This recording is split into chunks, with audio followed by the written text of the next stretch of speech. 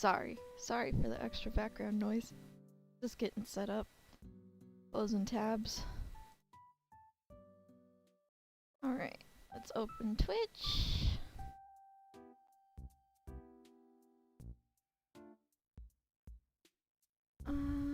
Grab my chats.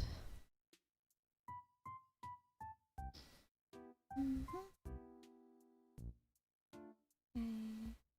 About chat.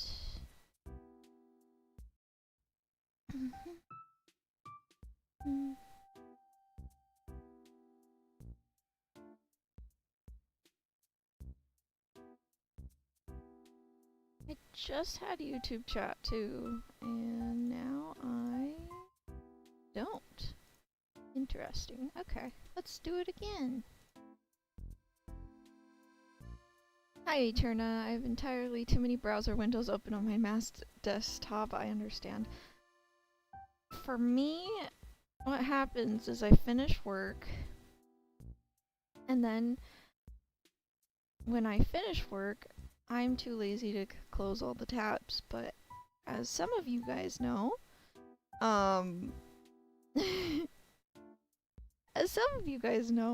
I work in jobs where I have to sign NDAs, so I really have to make sure to not show any of my tabs from my job in the stream. Okay, let's open Google Docs, and then let's also open my own YouTube channel because we're going to be reading comments. Yeah.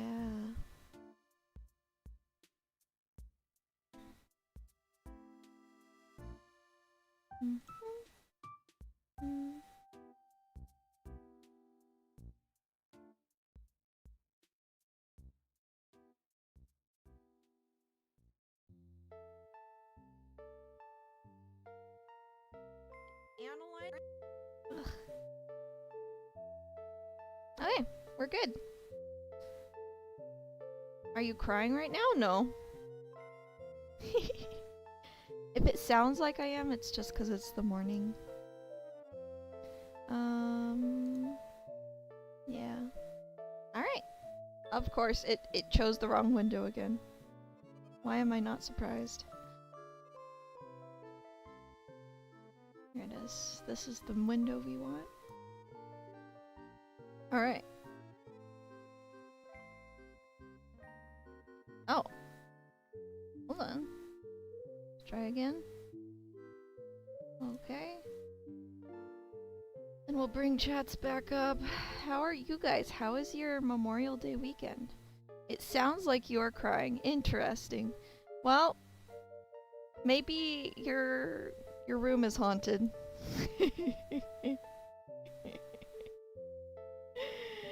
That's what I can think of. I think no. So I just snore a lot, and so in the morning I've got a pretty rough voice. That's all. You drink some tea to make it a little better.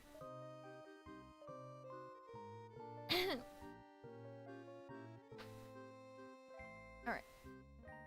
Okay, oh, I didn't actually open Google Docs. Darn, I'm gonna have to do this off cam again. Because yes, some of my Google Docs shouldn't be seen in public. Yeah. Okay, this is the correct one. There it is. You are new here? Yeah. Welcome on in. Got myself a Whataburger and filled up some of my 5-gallon water jugs. I've got 12-hour shifts starting in a couple hours. Other than that, I'm just chilling. Alright. That is a very Texas sentence, by the way. Whataburger. I've never had it, but I know that my friends in Texas definitely love it. Okay. So, where did we leave off? We left off on Edward's comment, I believe.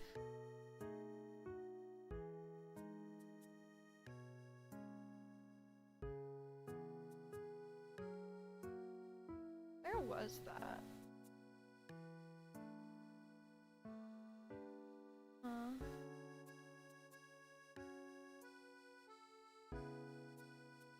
Oh, I just forgot to respond to this one. Let me respond to this one really quick. Reversing, so... Alright. Less? Sharing. Open.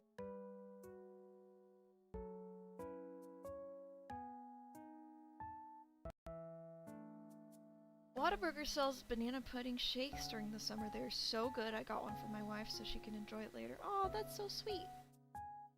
Good morning, by the way. Hope you're enjoying Memorial Day. Yeah, I'm starting my Memorial Day off with reading some comments and working on my script.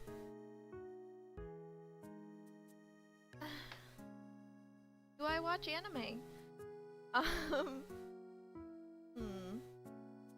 I guess it depends.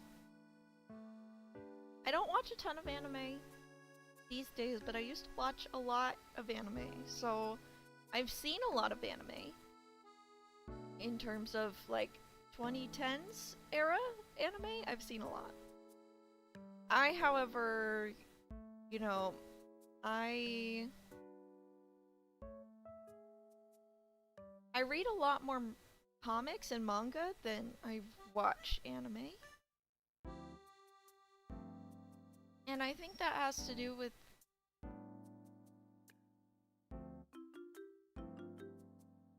I think it just has to do with like the fact that it's not really a problem to pause manga, but it feels like a big deal to pause anime, if that makes sense. So the most recent mangas I have read, and it's not going to sound very recent to any of you, but most recent mangas I have read are Oshinoko. I finished Oshinoko, and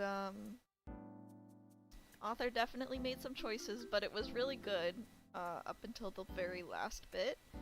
I also recently reread Genkan Shoujo Nozaki-kun, which is one of my favorites. I like to read it towards the summertime, just because I tend to associate Genkan Shoujo Nozaki-kun with the spring and summer, just because that's when I read it when I was a kid. And then another one that I read recently, oh gosh, what was its name? I need to look it up.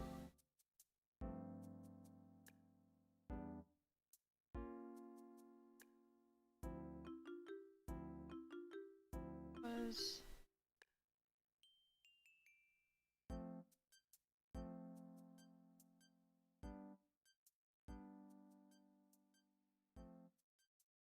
I gotta find it.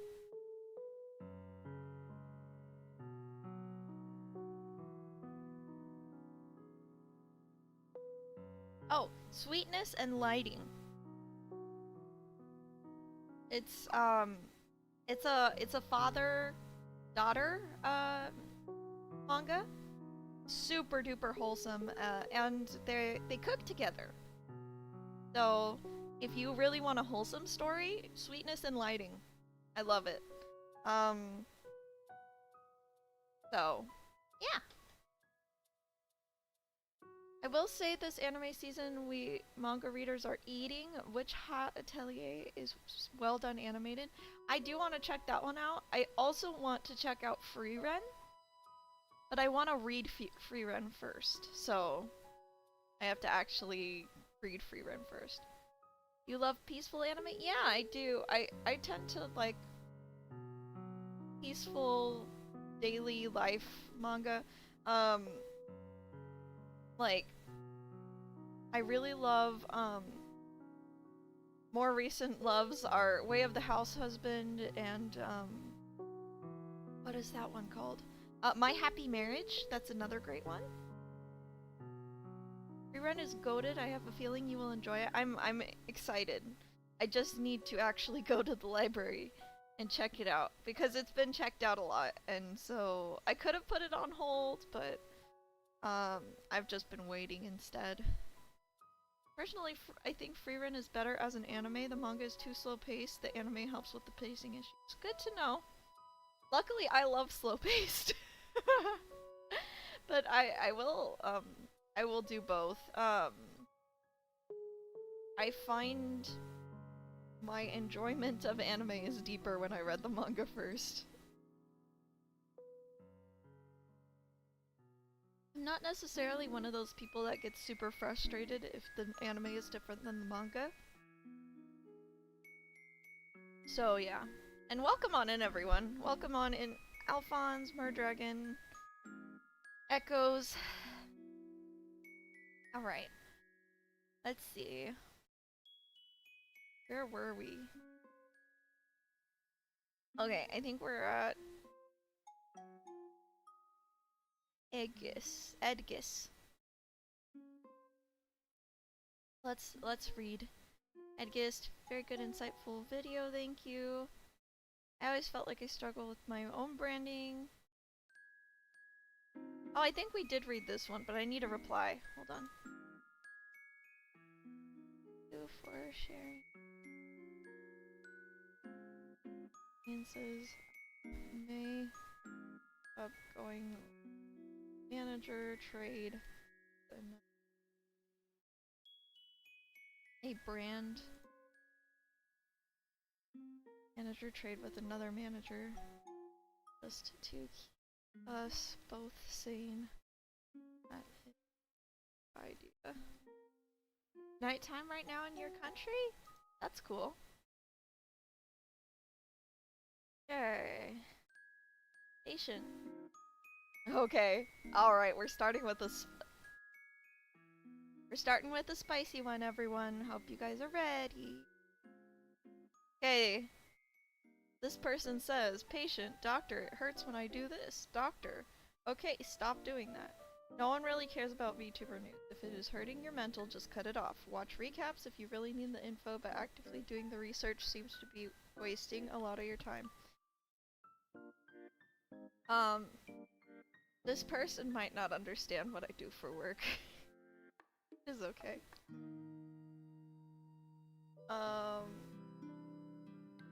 Yeah. I'm just gonna skip this one. I'll just skip it. Alright, Echoes says, it's hard to have a clear answer regarding your questions and current dilemma, as everyone has different struggles and different priorities. But also you are trying to navigating constantly changing space. To answer your question, I would also recommend adding to your video description for ease of access. Okay. Yeah, I should change them to the video description. Thank you, Echoes.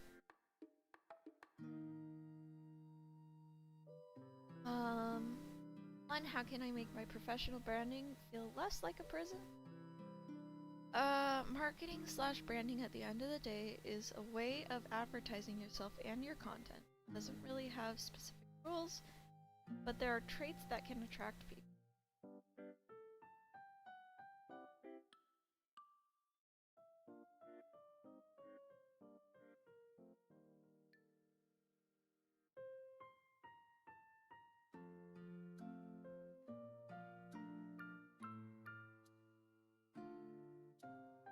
Having a clear goal / audience, being authentic and to understand. Huh. Sounds like the stuff I tell everyone else, but don't tell myself.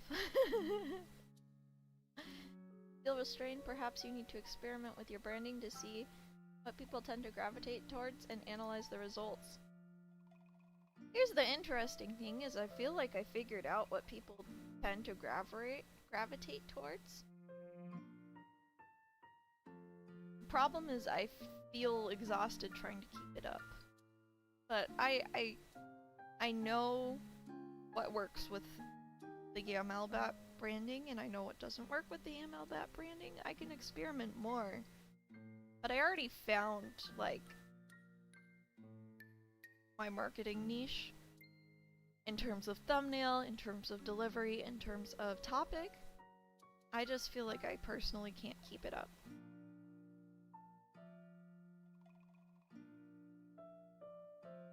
The thing that works with Yamalbat's branding is really like divisive hyperbolic thumbnails that get people's attention. A pretty dramatic title about like a overarching statement about the way things are. Or saying why such and such, you know? Like confidently stating why such and such. But I feel like that kind of branding, although it is popular,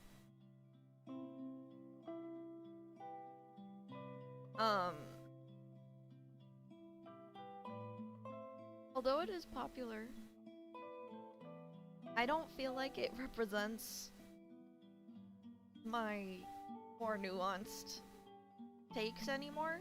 So I don't know if I just go with the crazy titles and thumbnails just to continue to get people to click, but then I give really much more balanced takes in the videos, or if I just actually take the viewership hit by not marketing myself well,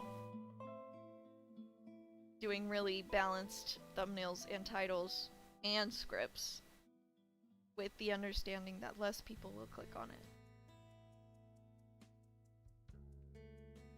What's this background song? It makes it more peaceful. This is Animal Crossing music. Just had a crazy thought. Do you have a big enough profit margin to justify hiring someone helping you keep up on social media? No. Unfortunately, I don't. I'm not sure, but you can find thumbnails that you feel comfortable with. Like,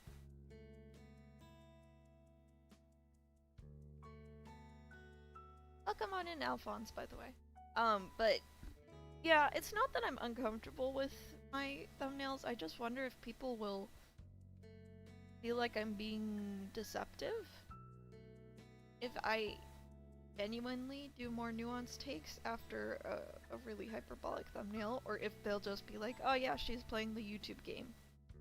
Because if people understand that I need to have a crazy thumbnail and title to get you to click, but then I can share whatever I want in the video in terms of nuance, then I'm cool with that.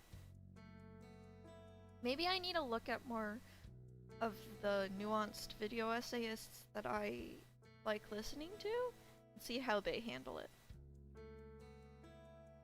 The whole issue is that to even get any audience, or big or small, you have to play the YouTube game. Yeah. It's tough. That's why I feel like I'm trapped in a prison. Because we go to my channel really quick.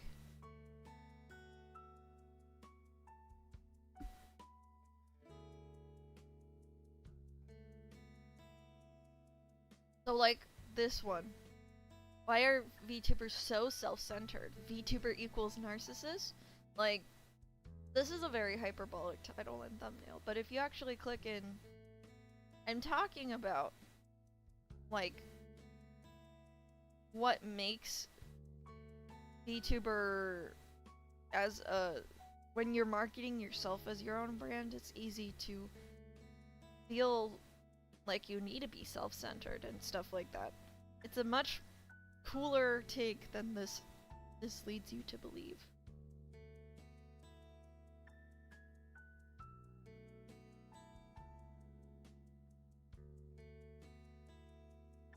something that Reads with Rachel has to contend with, because a lot of people are like, do you even like reading? But she wants to make sure people find books that they like even through negative reviews. Yeah. Cause like,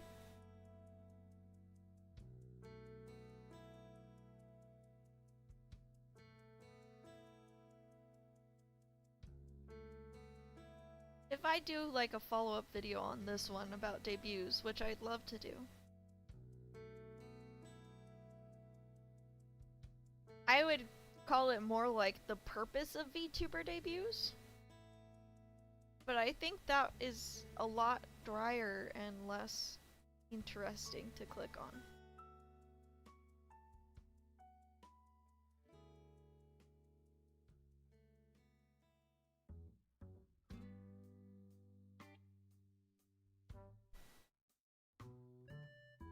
So I don't know.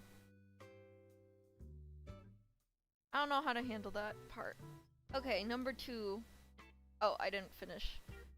If you feel, or see what works for other content creators like yourself. I'm gonna have to study other video essayists that are nuanced.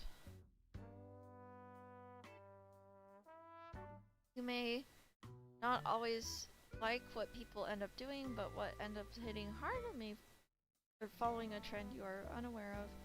Do your research, learning of course. Yeah! 2. Is there any way to analyze the current internet events without absorbing the negativity? Focus on what you can control. I like you guys.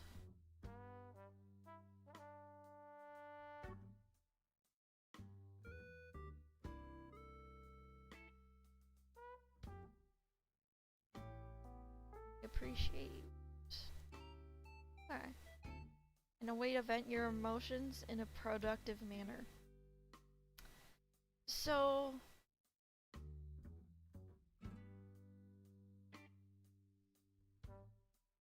I'll get back to that. I have an interesting comment I need to get to. Ulamini says, I saw a title do something like hyperbolic statement, asterisk, basically asking or adding an asterisk in the title. Maybe can do something to consider / try. Thank you. I will add that.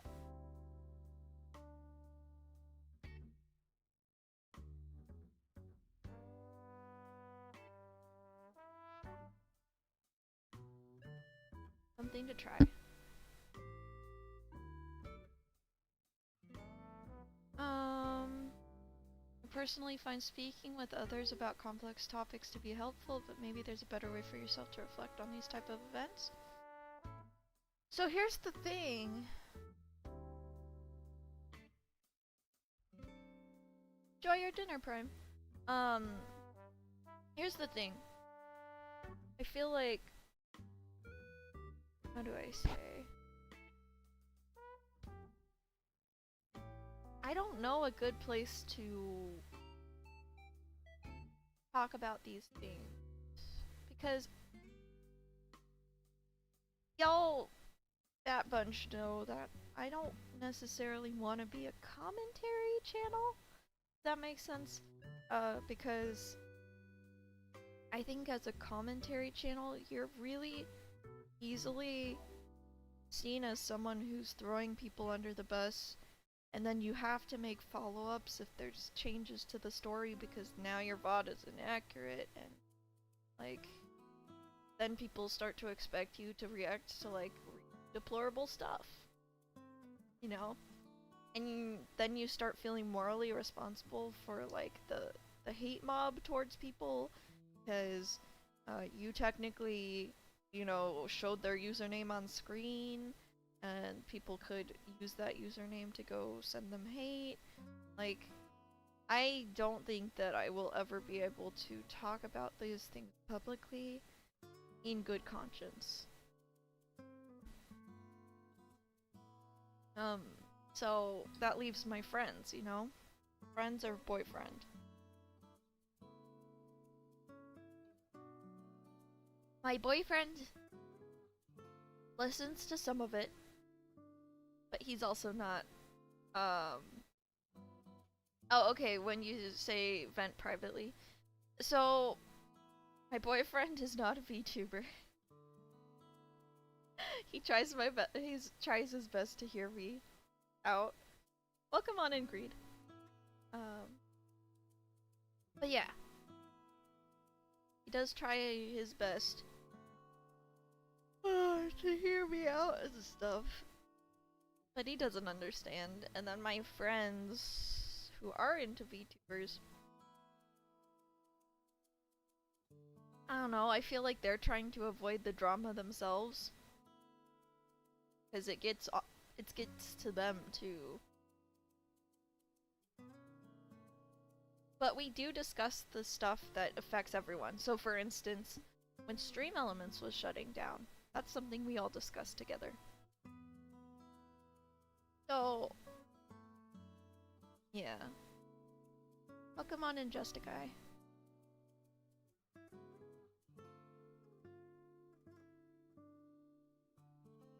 Okay.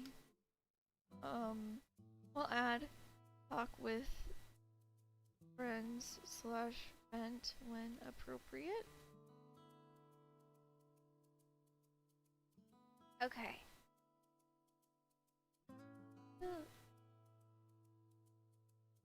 Some events are just really negative on a base level, so it could be helpful to just not look into it. Yeah. So for instance, when like one of the streamers is outed on being a horrible person, I tend to just not engage with those because number one, unless one of my clients is like directly in contact with them, I really don't need to know or care. Because a lot of the times these big streamers being terrible people won't actually affect me because I'm not interacting with them.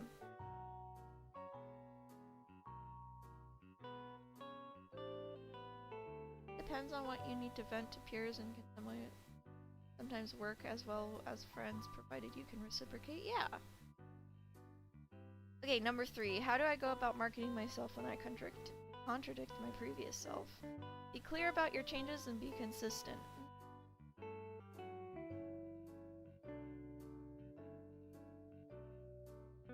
Consistency is another good point.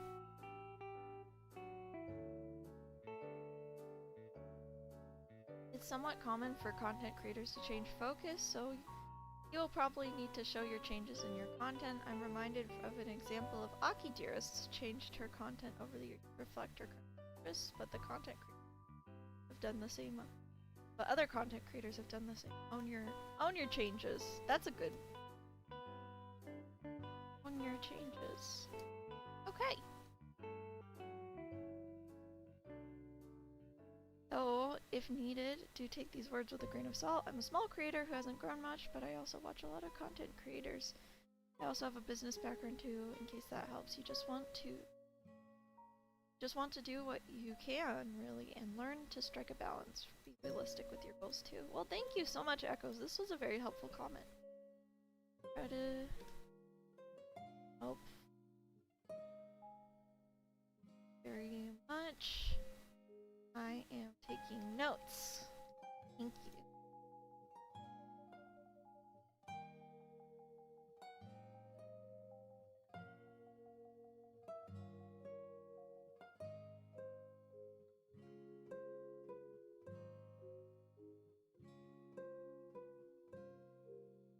Let me take another sip.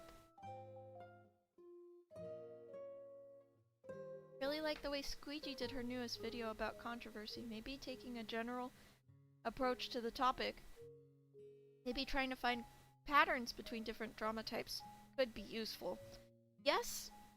In fact, I was gonna do a copy drama video myself, and now I'm glad that EG released theirs. Yeah. So that I didn't have to.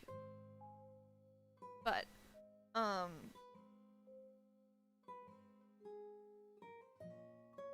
I am more interested in equipping creators on how to create, and I would like to frame all my videos with that framing in mind, if that makes sense. So like,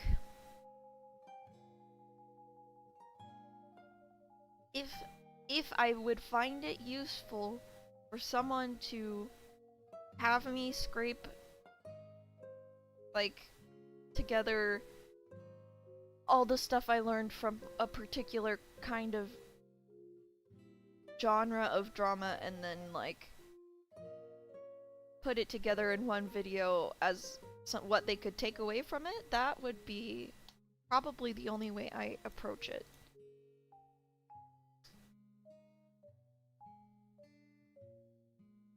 Good morning, Kenny. Happy Memorial Day. We're reading comments and making a script out of them. Alright.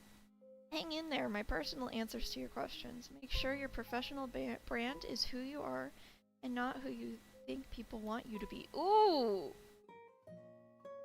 Oh my gosh! Holy heck, old man.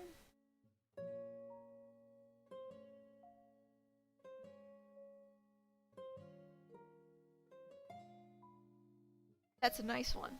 That's a good one. It's exhausting to constantly be acting, yeah.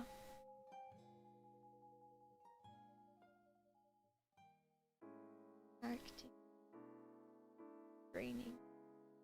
Oh my gosh. Yeah, oh.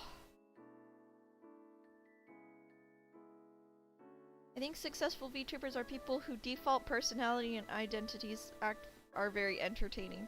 You can pretend to be them and fail because they're better at being them than you are. Or you can be yourself and two things happen, either succeed or you don't. But it won't be the prison you feel yourself in. Oh, hi Ayoku-chan, welcome on in. This guy, oh man, Superman Sugarheart. Old man Sugarheart. Holy heck. He's wise. I guess that's where the old man comes in. Okay.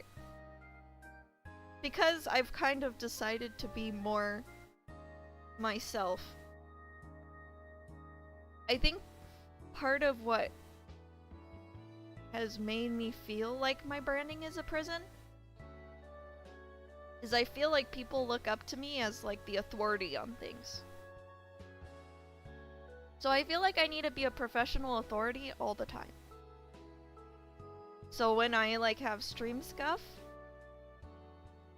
or health issues or whatever gets in the way from me being that authority, I feel really like I feel like a lot of pressure to not be those things, you know? To only be the professional one. Viewer expectations can sure feel like a cage. Oh, it's the viewer expectations. Oh, people are putting it into words for me, thank you. Oh man. This one's gonna have a big ol' thank you to the Bat Bunch, cause y'all are writing my script. I personally find the scuff entertaining. It is a reminder that you are human. Yeah. But I don't know. The image I want to have is like a professional teacher, like a professor or even even elementary school teacher, I don't care. But someone who shows up for the sake of the students and doesn't really make things about them. If that makes sense. Even professional teachers have scuff days, I see.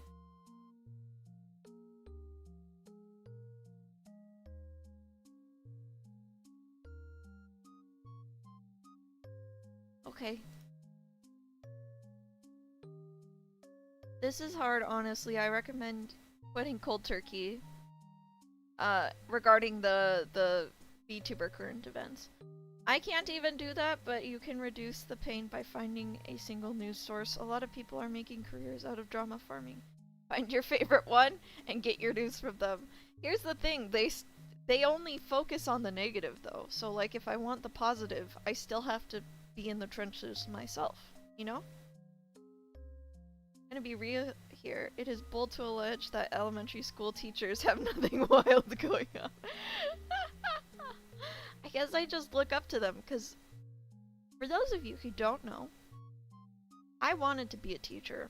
I wanted to get my bachelor's degree in music education, and I wanted to be an orchestra teacher, a youth orchestra teacher.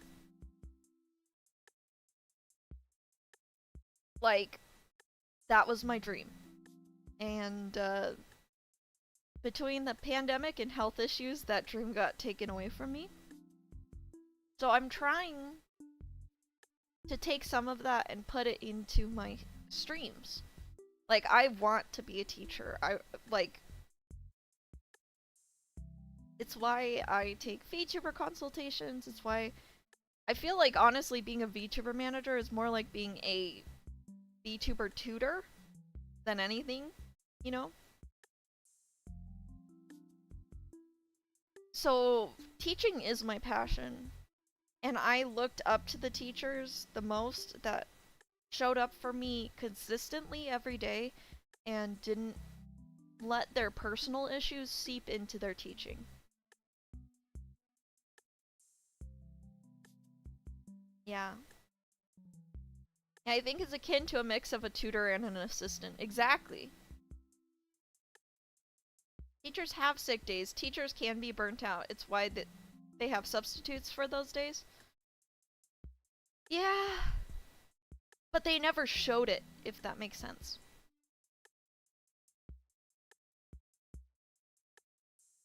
If that, like, I don't know. I've had two teachers with cancer. And I'm sure they had days that were very painful and miserable, but they never, ever let their students see that, you know? Yeah, if we had substitute teacher more often with those teachers. But, like, I don't know, I just admired that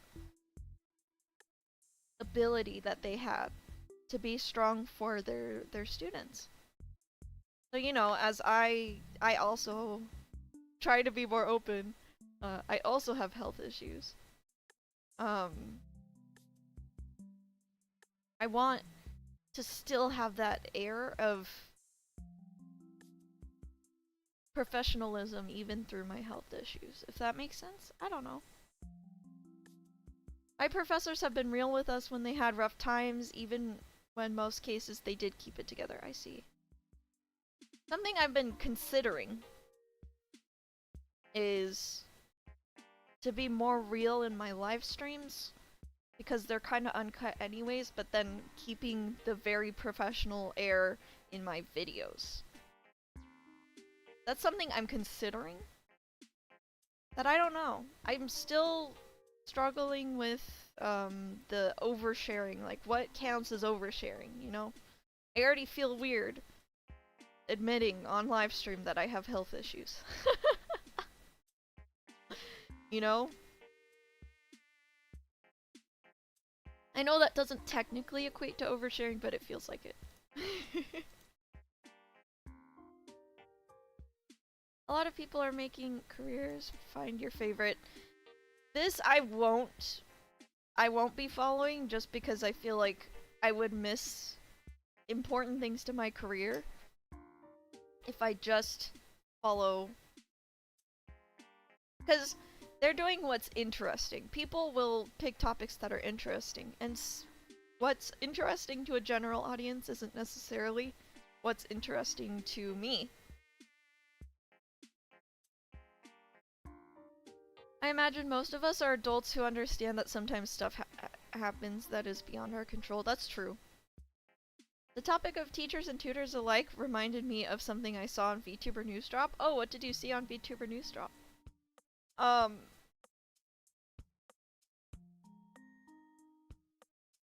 But yeah, like, I didn't see any of the VTuber... What's it called? I didn't see any of the VTuber news sources talk about stream elements going down, but that's very relevant to my, to what I need to inform my clients of. Recognize that it's okay to disagree with their takes and opinions because they are humans too who can't help but inject their personal feelings. Yeah, that's not a problem for me. But life is better when you have a limit on your own drama source and you can run out of doom to consume. That's true. I need to reinstall that stupid blocker that gets rid of infinite scroll.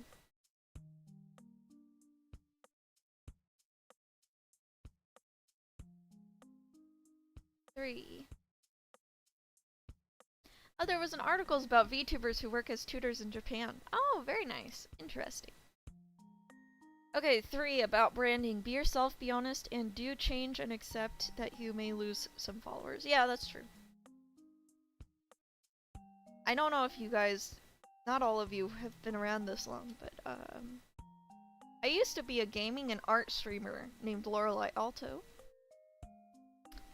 And then I decided to change things up. I decided to become Yam and do video essays. And that change actually halved my audience. 50% of people left at that point, and I thought I made a terrible mistake.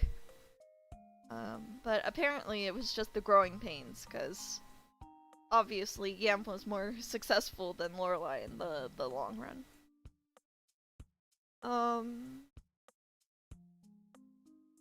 Change does cause some...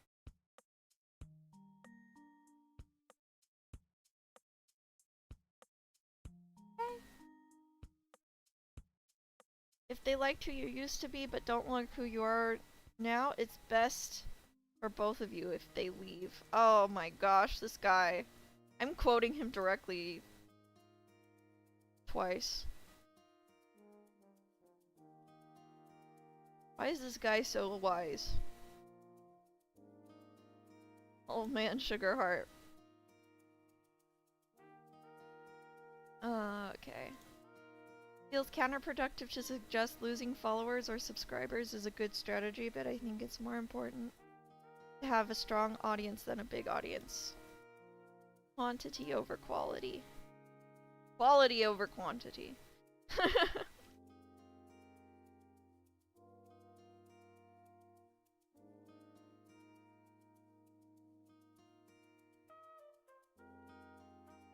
Okay. Feels counterproductive to suggest losing followers or subscribers is a good strategy, but I think it's more important to have a strong audience than a big audience. We all want to do this for a living but can't force it, or it will make things worse. Be patient, keep doing what you're doing. That said, I'm not successful yet, but these are things I believe that will get us there someday. I'm gonna subscribe. Oh my gosh, she's so cute! Wait! Wait, this is so cute! Wait! Why is he... Oh my gosh. Wait.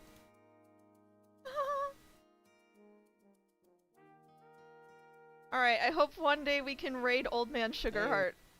This is great. Oh my gosh. Link? Yeah, I'll give you guys his Twitch. This is amazing! Thank you, Old Man Sugarheart, for all the amazing insight. Oh. My goodness. Okay. Great.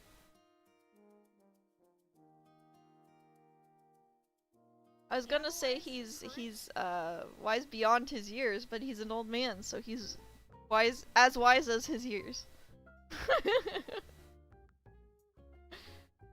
Oh, I think this is sorting by popular list.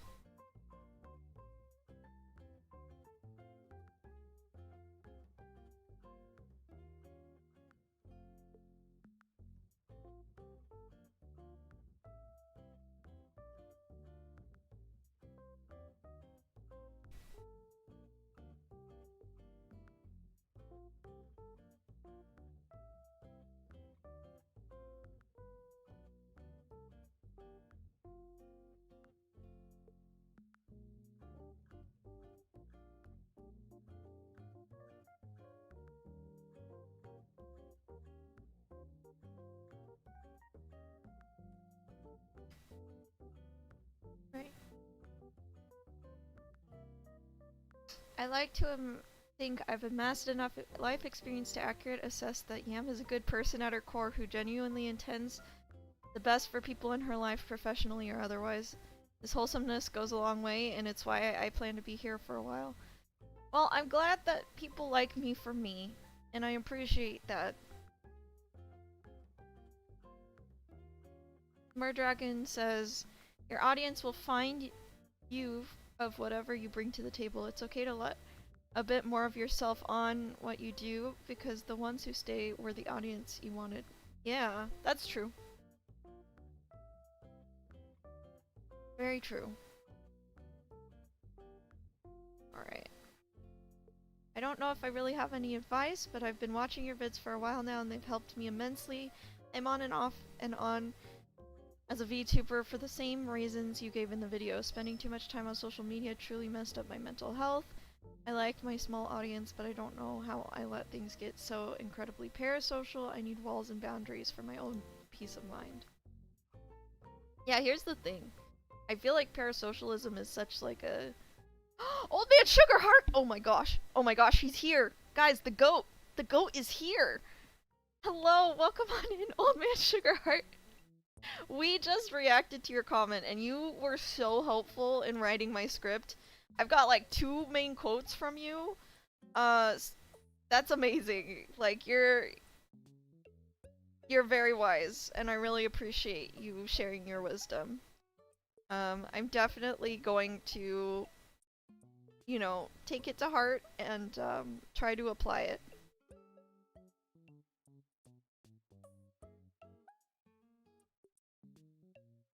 Oh, thank you for gifting a sub to Old Man Sugarheart. I appreciate it.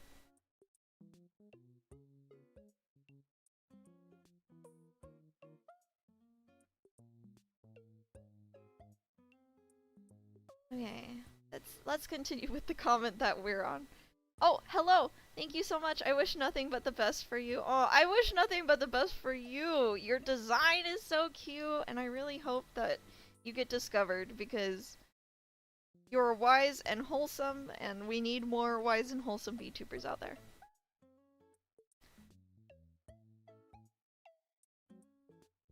Okay, Nemoira continues. I think what makes a good VTuber, or at least a popular VTuber, is becoming parasocial with your fans, sharing a ton about your life, and constantly being on social media, because people crave those things. Because there's a new culture around internet celebrities and the internet in general. You have to overshare to grow, because people struggle to form connections in real life. Interesting take. I don't agree with this, actually. I've gotten away with not oversharing this far. If that makes sense.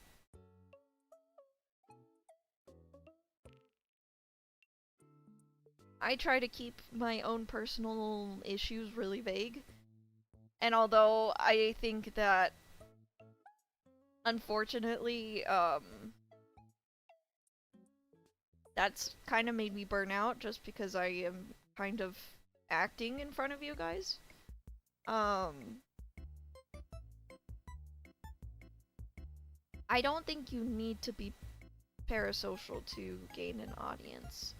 If you're doing like the HoloLive type VTubing, they're actually not oversharing. They're oftentimes just being themselves with a little kayfabe, but they really don't share about their personal lives. If that makes sense. I think that's more of like a streaming culture. Yeah, that's more of like the streaming culture of like...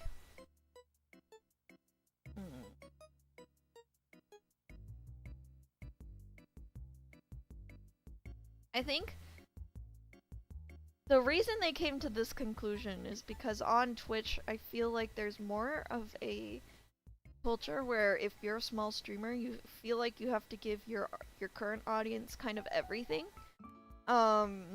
Because there are a lot of people who specifically go into small streamers' chats and are like more demanding. I honestly think that they purposefully seek out small creators to see how much they can get out of the small creator, just because they feel like the small creator will be more desperate, their chat message will stay on the screen longer, etc., etc. So this person, if they feel, if they're on the smaller side, they might feel more obligated to overshare with their audience, just because, you know, the Twitch audience, and by extension some people on YouTube as well, expect that kind of behavior, or like bending over backwards for their audience out of small streamers. However, if you have plenty of connections IRL, this seems so unhealthy and toxic. It becomes a detriment to actually growing as a VTuber. I could be wrong, but that's my 2 cents at least. I think you already know what you should do. Do what's best for you and your mental health in the long run, and think about the longevity in this field. Could you really keep doing this at 30, 40, 50? Yeah. I think that I will never run out of a passion for teaching, and virtual teaching is how I can teach. So I'm cool. It's also why new non-VTubers have very specific rules to keep certain things out. Yeah. Even if holomems don't overshare, there's absolutely some parasocial thing going on with the voice packs and such. That's a different kind of parasocial, yeah. It's parasocial for the character, not for the, like... Yeah, I think Hololive parasocialism is much more parasocial for the character than the person. Because, I hate to break it to you guys, but even the voices that they put on, a lot of the times aren't their natural speaking voice. It's like how you can, like, really love the character SpongeBob without really caring about what Tom Kenny does in his free time outside of the booth, you know? Tom Kenny is the voice actor of SpongeBob, by the way. The voice actor, yeah.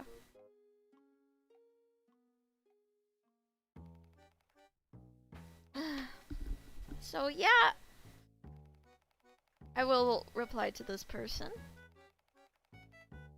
Thank you for sharing your own experiences. I am definitely in the process of thinking over what is best for me, and I hope that things get better for you as well.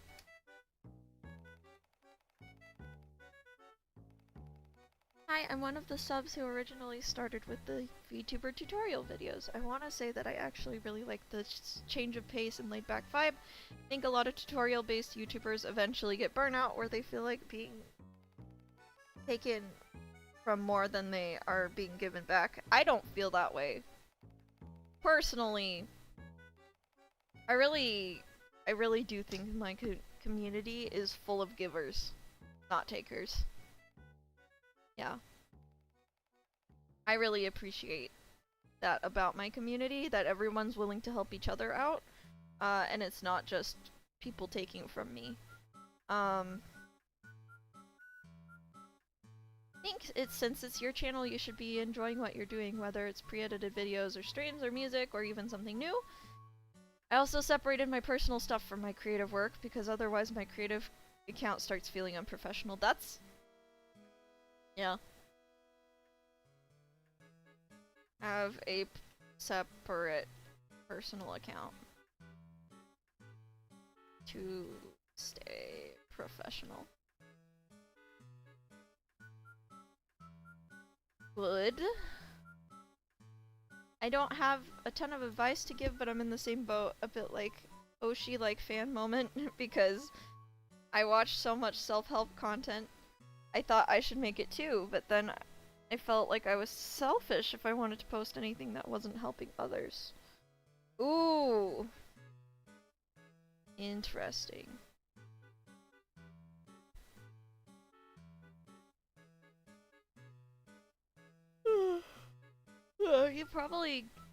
You could probably get an audience based on what you do instead of trying to be parasocial oversharing. Then there's the risk of people leaving if you change topics, but people who stay during the transition were probably watching you for you anyways.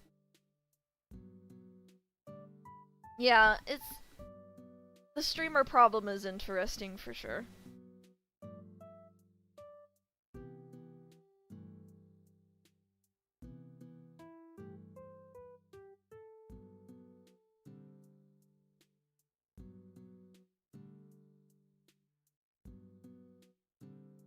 So, hearing you talk about this actually helped me a lot. To talk about yourself like a friend, and I haven't been doing that. Oh. Thank you for your reply. I appreciate your insight.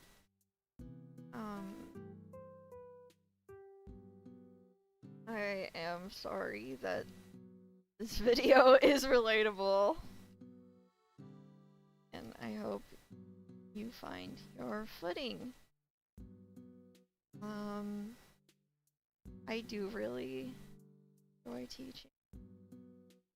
So that will remain the topic of this channel for a long time. Yeah. Okay. Drac needs try. I'm honestly kind of in the point where I'm tired of the quote-unquote drama being tuned in all the time.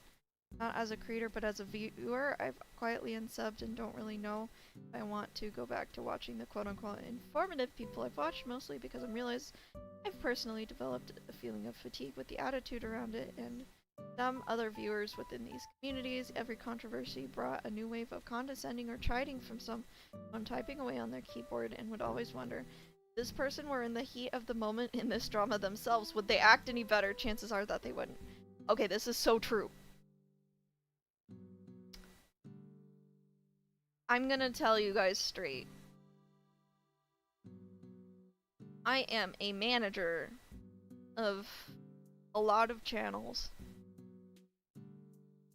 And it is so different when it's you versus when it's one of your clients. When it's one of my clients, they're like, how do I respond to this? Like, do I apologize? And they're just like freaking out and stuff. And from the outside looking in, I'm like, oh no, you just have to do A, B, and C. And it's really straightforward and it doesn't really affect me emotionally. So, you know, you might assume if you're in my shoes, like, oh, I know how to handle PR. I know how, I know how to handle a Google Doc being thrown at me because I've helped so many other people with Google Docs or against them and whatnot. But the moment it's you, you lose all your confidence. The moment it's you in those shoes, all the advice you can give other people you can't feel confident in it. Yeah, it's completely different when it's you. And so when you are like, what is it called? A couch quarterback, a backseat gamer to drama a lot of the time where you're like, oh my gosh, they're so stupid, why did they apologize? Or, oh my gosh, they're so stupid, why did they, wait a week before responding to the drama? Or, like, I would have done better, or I would have done XYZ if this were me. No. You would make the bad choice too. Trust me. I have a feeling that, I tell myself, yes, I will be cool as a cucumber in the heat of drama because I've helped so many people who found themselves in controversy. But then the moment someone, like, threatens anything on me, like, oh, I'm taking this story public or whatever. I get stressed out.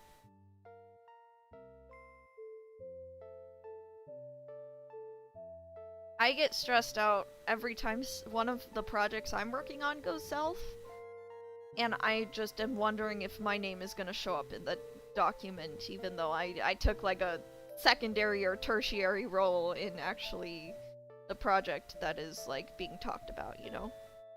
Because when you work behind the scenes, you're just like working adjacent with a lot of people, and by associating yourself with a lot of people, chances are you're gonna like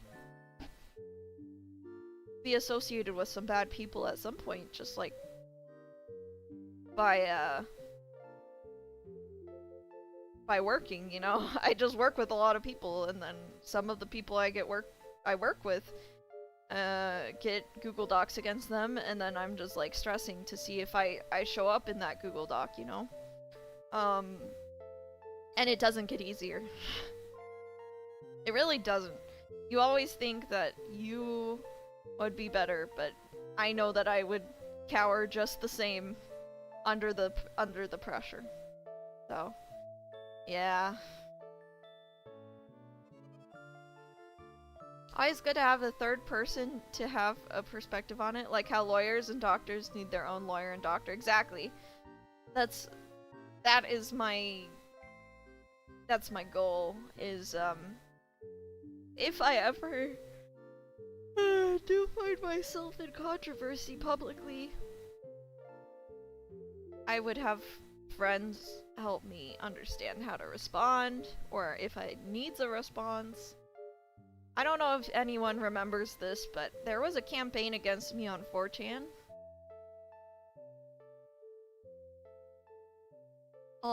This was like pretty early into my career.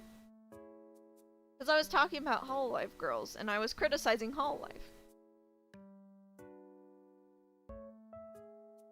Not just Hololive, but that's who was mad at me, the Hololive fans. And I thought it was the end, and I was wondering if I should respond. But my older, wiser friends took me by the hand, and they said, Niem, we'll clean up your channel for you. And so they did. They just deleted the comments, and then I, you know, at the time I was working full-time, so I had a distraction. And I just stopped looking at the comments, and I just, you know, did my very best to not think about my channel for a bit, and then after about 2 weeks, I came back, and things were okay, and I never apologized. On the point of being roped into unexpected controversy, if allegations are brought against you by bad faith actors, the worst you can do is apologize to the mob. By apologizing to the mob, you signal to the mob that they have influence over you. Yeah. That's why I say in my videos that, like, if you genuinely feel like you've done something wrong, apologize. But other than that, move on. Just try your best to move on. But, yeah. It's tough. When you're the one in it, it's tough. Okay. We have an incoming ad break that I cannot skip in 20 seconds. So let's all refresh our cups of tea, use the restroom, and then we will come back shortly. Alright. I will see you guys in a second.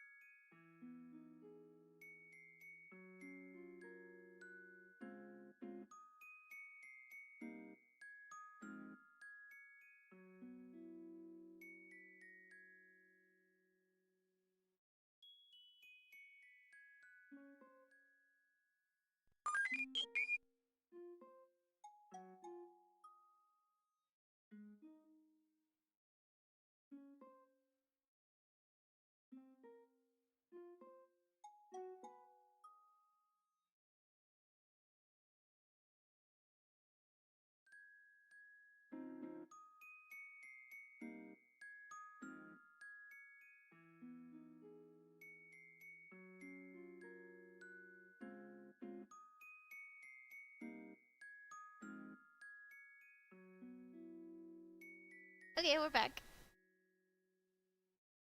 Alright. So we talked about controversy. Okay, but now on to actual advice. I think there's something to be said about trimming down your business algorithm, even if you have a personal one. Yeah. We live in a world where, yes, it's beneficial to be tapped into everything at once, but it's not healthy to overload your brains like that because it starts to mess with them. Kind of been able to combat my issues by being more liberal about just muting content that doesn't enlighten my day to some extent. I don't really use the mute button because I'm afraid. I'm afraid people will. Yeah. Think my mute list is a little ridiculous, but maybe I'm overthinking it. What terrifies me is the bad faith actors do have a lot of influence over things, like they can cancel you IRL,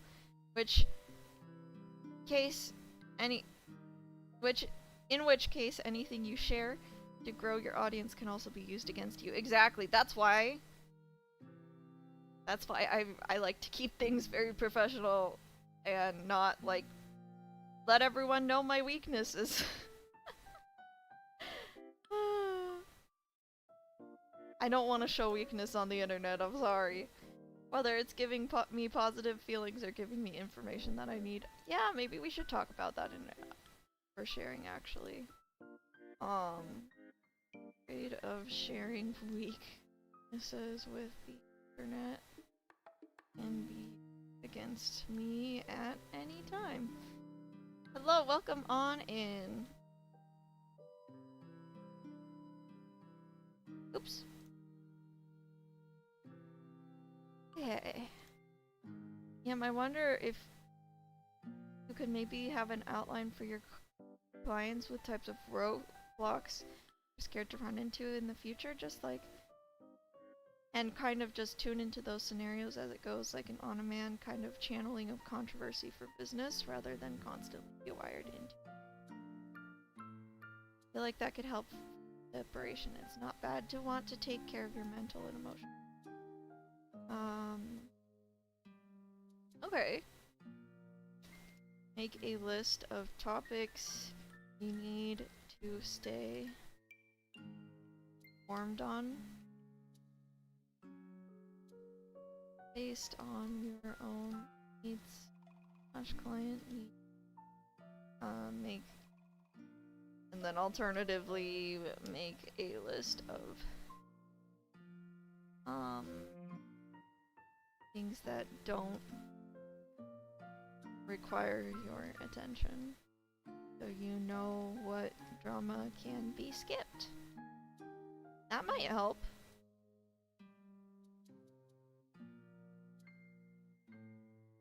Thank you very much. I appreciate the helpful comment. I will definitely try to to keep a list of things that do and don't need my attention and self do it so that I am not invested in every single controversy. Oh, I already said I appreciate it. Reply. Okay. Honey Cheese says, let's see, I stumbled over this video, so I don't know anything about you, but it seems many of your struggles stem from the fact that your whole life revolves around the internet. Yep. Social media and VTubing, you need some more variety. Also, I think you can let your real character shine through while staying professional and educational. You don't have to overshare or talk about real life issues with some anonymous chat. That's what your friends and family are for, but the The more you do besides doom scrolling and getting invested in any unnecessary VTuber drama, the more casual stuff you will have to talk about in your streams. But, to be fair, I don't think anyone's here for the casual talk. I used to be a casual talk streamer. I used to be the titular variety VTuber who just talks about stuff, and it didn't work out for me, you know? Being educational did work out.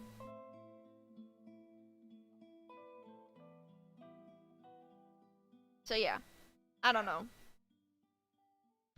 In terms of branding and marketing, I don't really want to go back to just like talking about random things. I like to stay focused.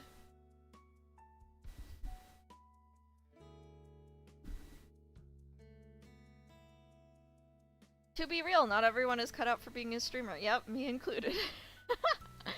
Maybe you should focus more on YouTube video creation and your music and art rather than streaming.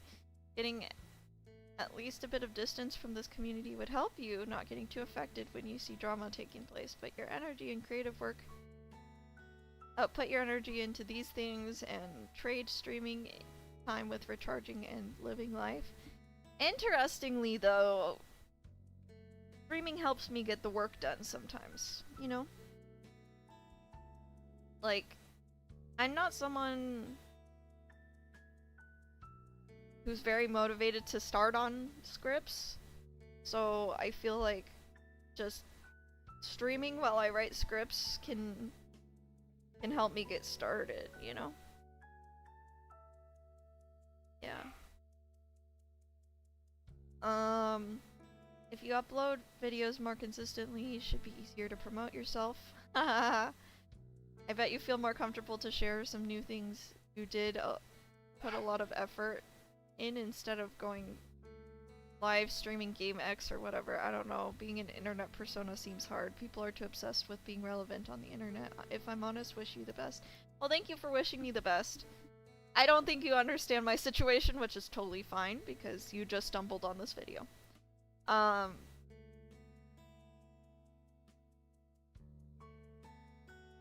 Yes, real life helps. Going places with my boyfriend definitely helps. But I think...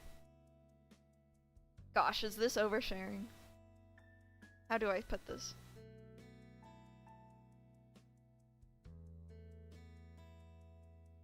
As much as I would love to have a real life, quote unquote, like a real life, my circumstances don't really give me that luxury. That sounds so pretentious, but I don't know. I've got the people I care about, IRL. It's a small circle, but it works. And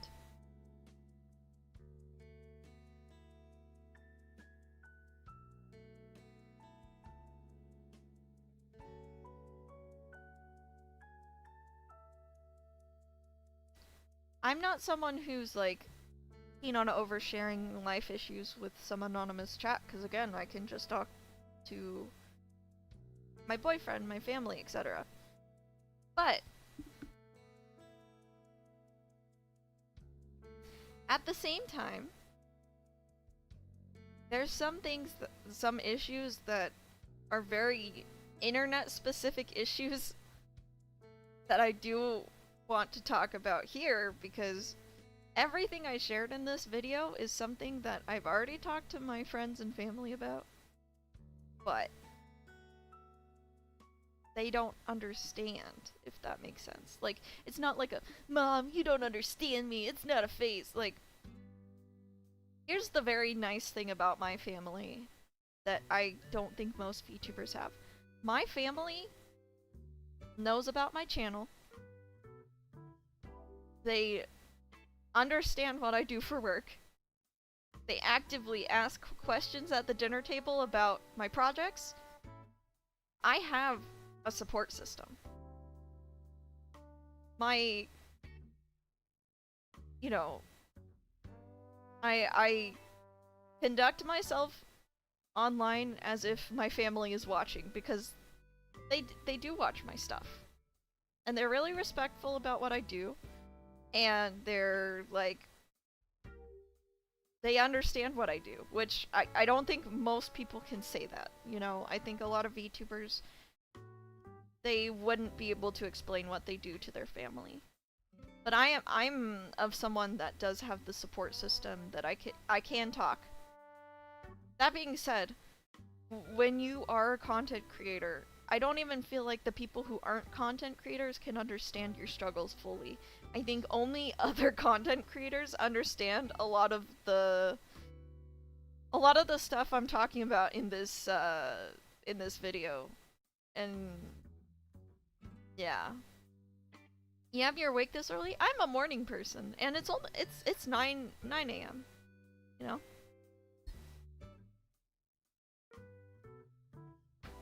So like saying, you know, I agree that I should be more keen on talking about my issues that are relevant to content creators on my channel though.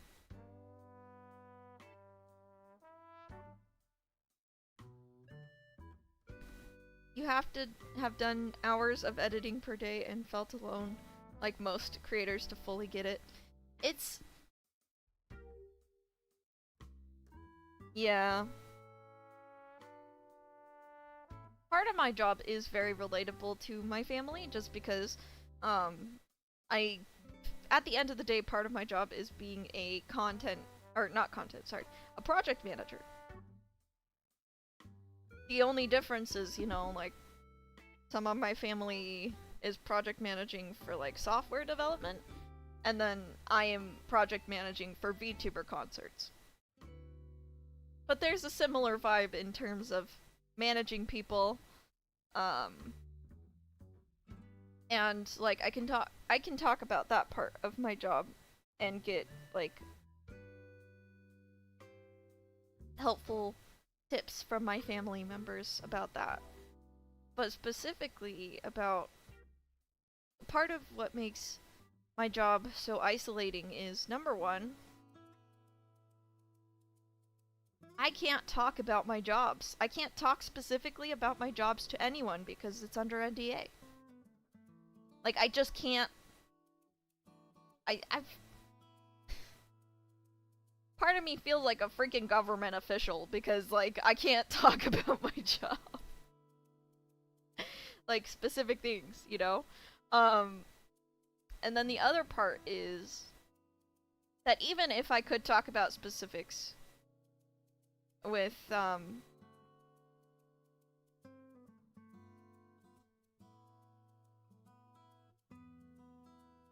even if I do talk about specifics about, like,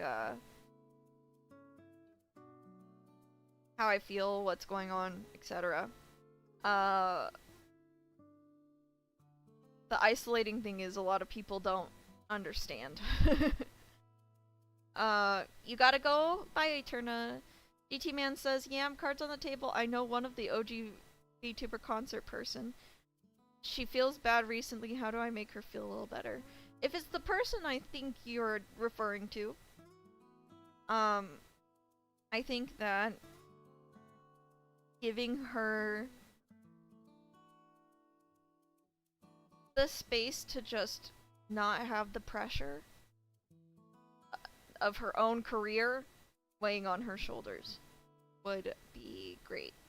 I think she just needs to know that her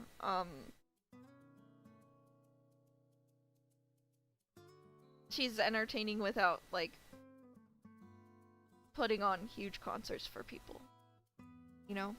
Because a lot of concert organizers, they run themselves into the ground by giving too much and not taking enough. Yeah. Yeah.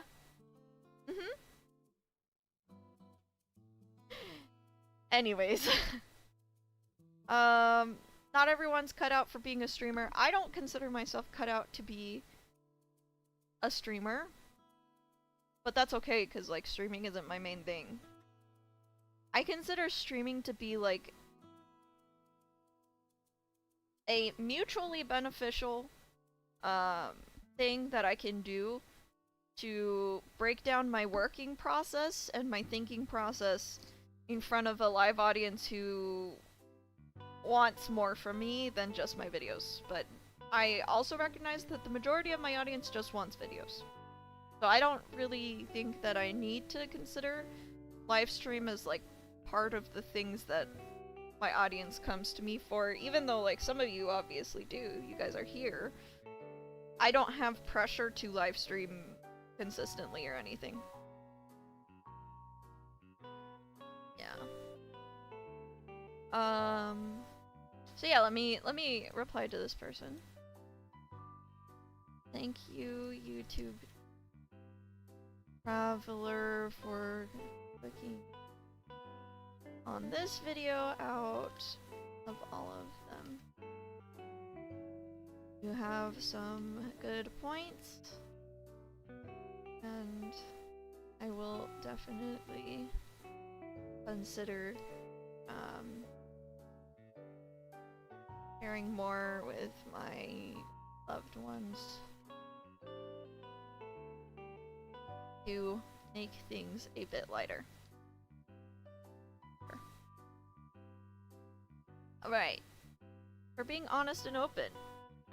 The thing that some VTubers really only like positively and genuinely, they don't like the idea of talking about negative things or sharing personal information, since their VTuber is escape for them as well. Yeah, that's me. I think a good amount of idle VTubers feel this way. I'm not an idle VTuber, but I would like to generally be helpful instead of like complaining, I guess. Some people aren't like that, and that's okay. You don't have to be Miss Sunshine all the time if it genuinely drains you, and people like authenticity and sometimes a little cynicism is actually marketable. Asmongold, for example, well, I would hate to be compared to Asmongold, but I understand what you're getting at. I really don't want to be the Asmongold of VTubing, though. I'll leave that to other people. For self-marketing, pick something that you really like. Pick something that you're really passionate about above all other things. Some people it's gaming, for others it's food. Some like animals or a specific animal. Remember, VTubing is a method of content creation, but it's also a genre. People have certain expectations because the fact that you also play a character. The exception being when you start off changing and switching constantly, like Iron Mouse, even if she stays similar. It just comes with the territory. The only advice I can really give you is add more lore and make new content that supports it or reincarnate. Yeah, this person is definitely thinking on the lines of like the popular VTubers with the lore and the character design that supports the lore. I think we're way beyond that, right, Bat Bunch? At this point, like, we talk about bats. My character is a bat, and I know a lot about bats, but that's about it. I just don't want you guys to, like, see me in my jammies and, know my real name.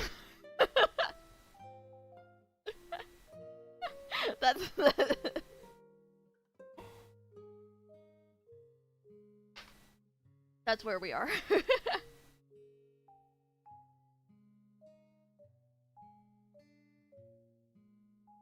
Thank you for the comment. I will definitely try to allow myself to freely share negative things if I find that they may be helpful to others. From now on, I am passionate about teaching, so I will continue to market as an educational channel above all else. Appreciate your insight. Cool. I should specifically put that in marketing. Okay.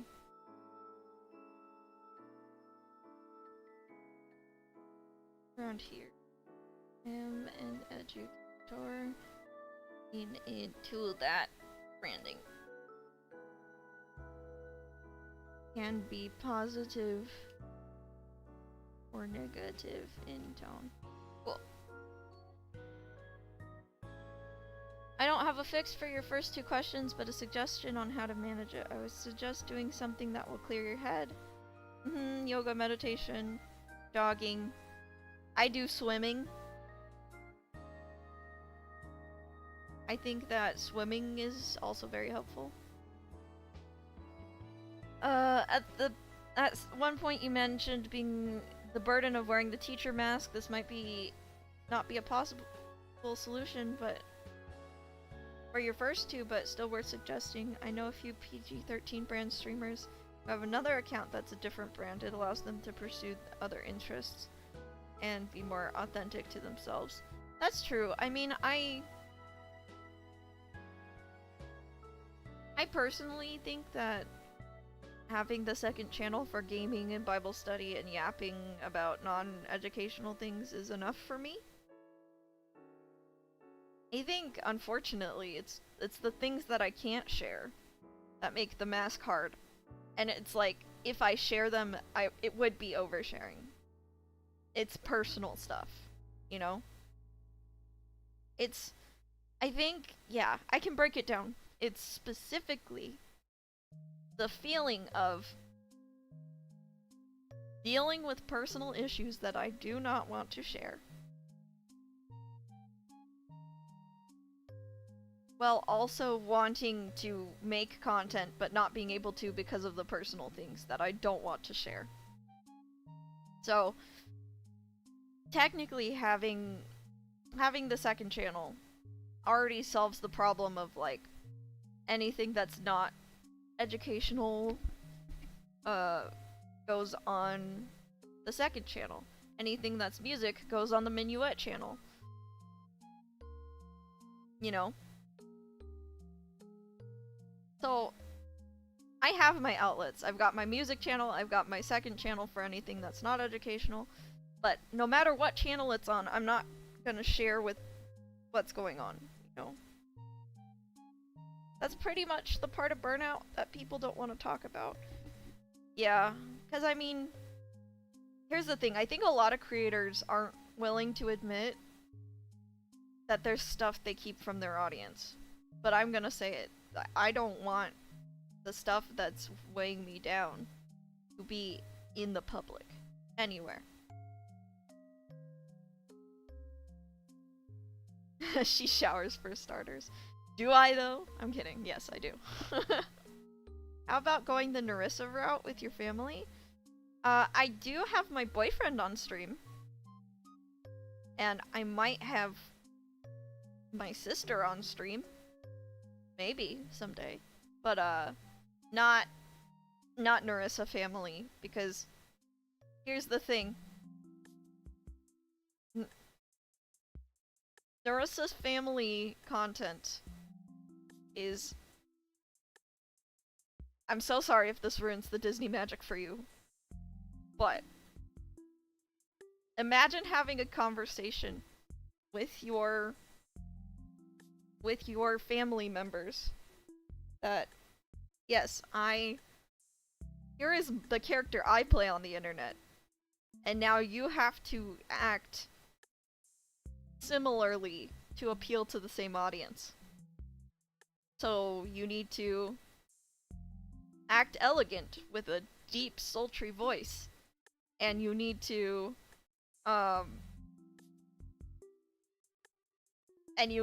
like, talk about these topics because the Hololive audience finds these topics interesting.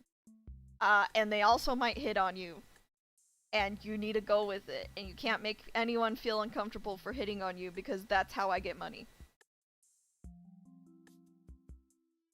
No shame to her, but that is not my family culture, you know? I think that here's the thing. I don't think my family could even filter themselves.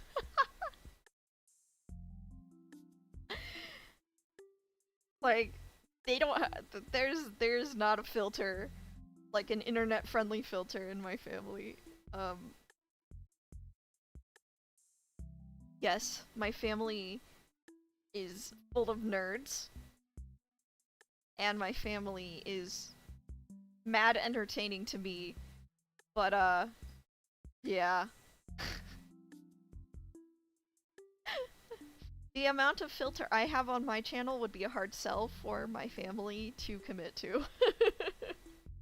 Like, even... Okay, I remember when Leo was first coming on my channel. Number one, Leo was worried about going on my channel for a few reasons. He was worried that I would get hatred because I was a VTuber, a female VTuber, who wanted my boyfriend on stream. He thought that I would ruin my career. And I just had to tell him I'm not that kind of VTuber. So he got past that, and then he's like, okay, but I'm from a foreign country. And that foreign country has not such a great light in the Western world. So what if, you know, they hate you for dating me from this country? I was like, I'm just excited that I can finally, like, show you off, you know? I'm so proud of you, and I love you, and I think you are so funny. Like, I want to brag about my poll, you know? I got the S rank kind of boyfriend, and I want to show you off, you know? But then, I also had to tell him, okay, that being said, here are the things we don't talk about on stream. Here's the filter I need you to have. You need to call me Yam. Like, in any language, you have to call me Yam. And, you know, this is the stuff we do talk about, this is the stuff we don't talk about, and even that was hard for someone as close as my boyfriend, you know? Yeah.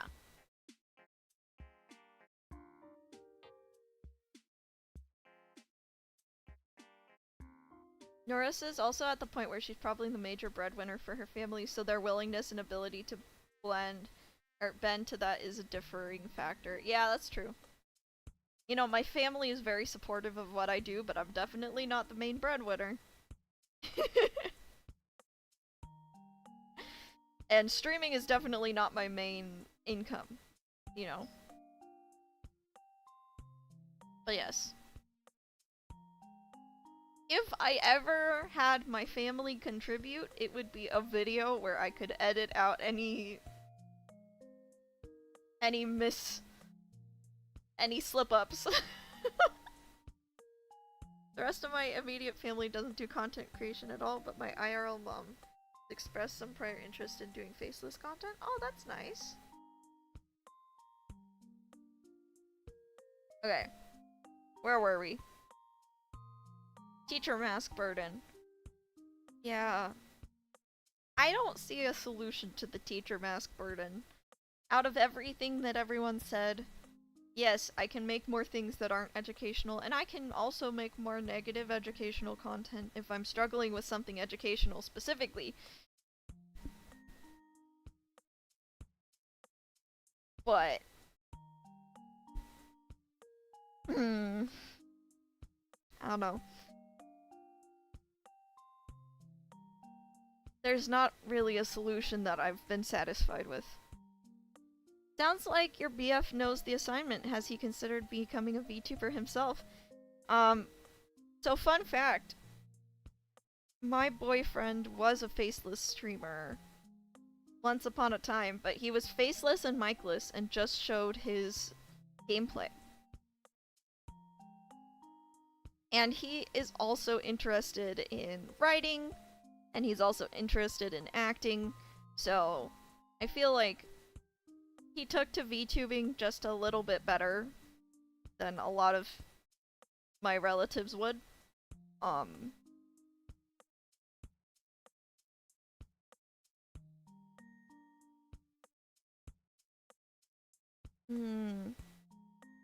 But I don't think he would want his own channel. I think he's content with just being on my channel sometimes. You know? He's mostly on my second channel. And lately we've just been doing Bible study together. He has a model like this. Actually, I can show it off. You guys want to see my boyfriend's model? I'm gonna skinwalk real quick.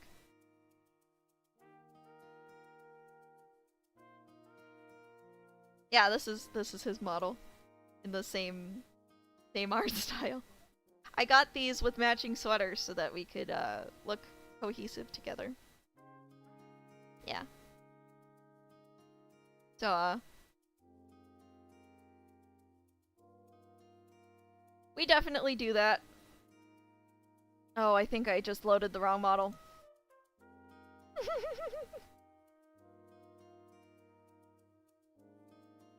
Don't worry about that. Don't worry about that, we're just doing this today. The reason I'm doing my Scrungle model is because I don't really want to plug in my iPhone for the good tracking, so we're just like doing webcam tracking. Okay, but yeah.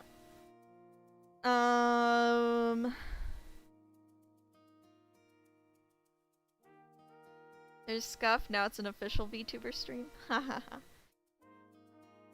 I still haven't figured out what I want to do about that. I guess the best thing I can do would be to find a way to communicate when I am struggling with IRL stuff without going into the territory of oversharing. Because I feel unprofessional whenever I don't communicate. Especially because honestly, guys, and this sounds weird to say, but I would love to start doing some paid content. Some paid guides. Just to support myself financially a little more. So I would really have to be consistent with my communication if I would like to offer paid content. Because if someone pays for me to release a guide every month, and I'm struggling, I need to be able to communicate. Yeah. You can totally say I'm in a bad place right now to do due to IRL, but give me a few days to sort it out. Yes. Murdragon, my question is, how many times can you say something like that without people getting tired of just hearing that there's something going on, but they can't know what it is?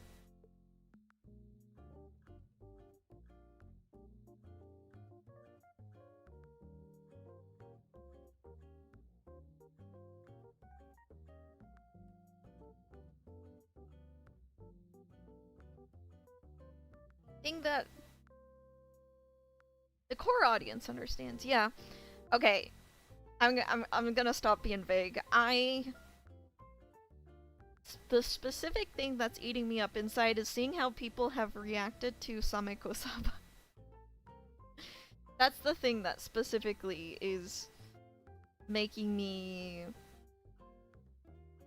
very weary, or like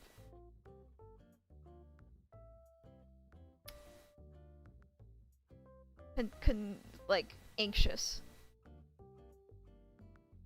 That's a parasocial situation? Yeah. Which you don't put on your core audience, I see. But I don't know, I feel like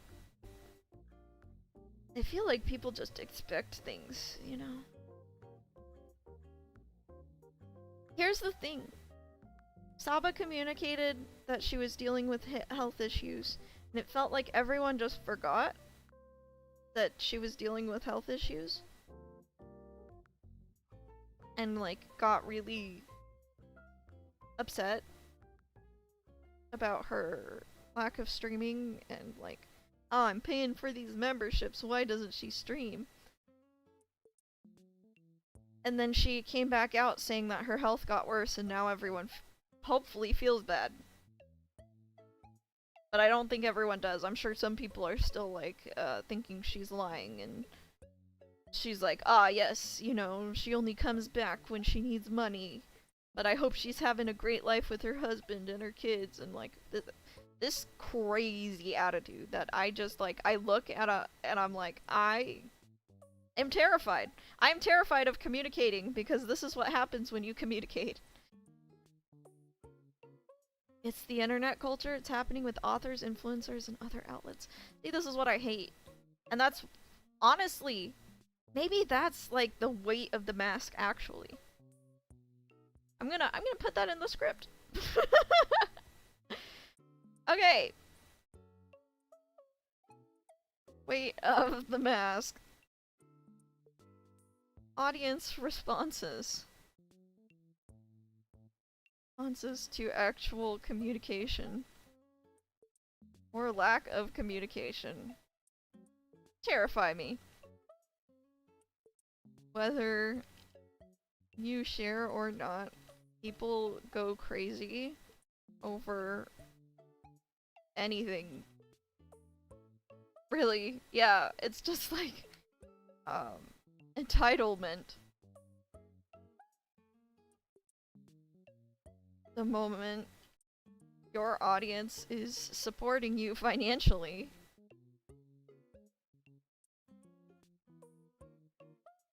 this happens. It's kind of why I, you know, I don't stream for my main source of income. I'm actually considering, yeah. You're frustrated with some of the responses because this is the core issue. Yeah, I don't think people fully understand, which is totally okay. Because, again, it's a 20-minute video. Not everyone has followed my entire journey up until this point. Totally fine. Market yourself as you are now, or at least how you want. I think oftentimes we see creators to change and fail as a cautionary tale and ignore times when the creator does it and succeeds. Yeah, I have succeeded from changing. I can't talk on behalf of the IG game and the streaming sphere, but I personally have seen people go from 3D to 2D and vice versa, and the audience was happy for them. I've also seen people evolve their brand over time because they're creating content different from when they started. I'm sure there's a right thing way and wrong way to do things and might require looking at the times people did it right and understand what it takes. And understandably, you didn't realize how bad it has gotten. Yeah. Some of them are kind of rats, no disrespect to the actual animal, and demand more from the creators with a decent platform. Yeah. At the time, I thought Saba was just going through an extreme burnout or was too scared to outright quit. I feel bad for her situation, but I'm glad she finally said something. I hope she gets better. The thing is, she said something in Hololive, and then she said something as Saba. And then it's like people just forget. Or maybe people didn't understand, but the moment she said health issues, I knew. I think it's because, I don't know. Maybe people with health issues just, like, have a telepathic link, but when someone says, like, oh yeah, I'm quitting because of health issues, I know it means it's really bad. Like, okay, I'll try to be vague, but, I have had to switch careers multiple times because of health issues. I've had to quit jobs a lot because of health issues. There are some chronic illnesses that just make you unreliable to the outside eye. And you feel awful about it, but there's literally nothing you can do. You know? That's why I think so many chronically ill people become VTubers. It's because it's kind of the only thing.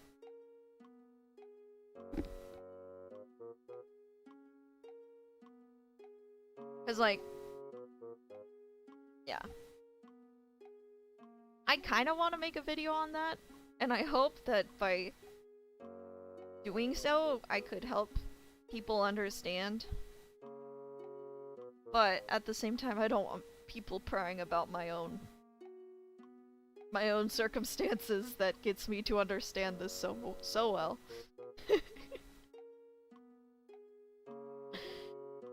Okay. Let's see.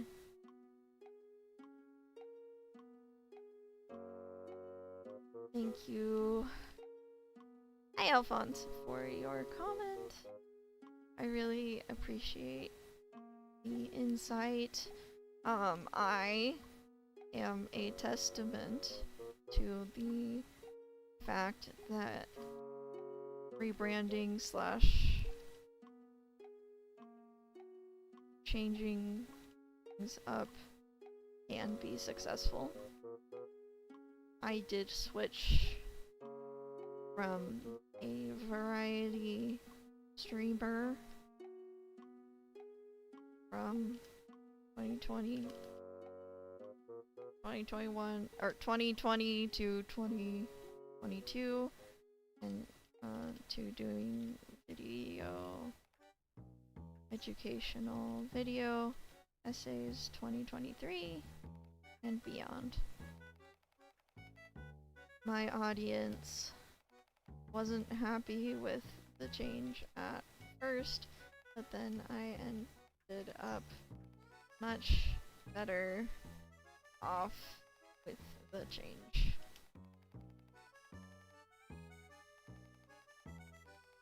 Okay, I'd say take the parts of your life that you want to share and toss the rest into obscurity. I have a few VTuber friends that they say IRL things, they edit to fit the lore and branding. Okay, so this works for some creators, and I think this could help.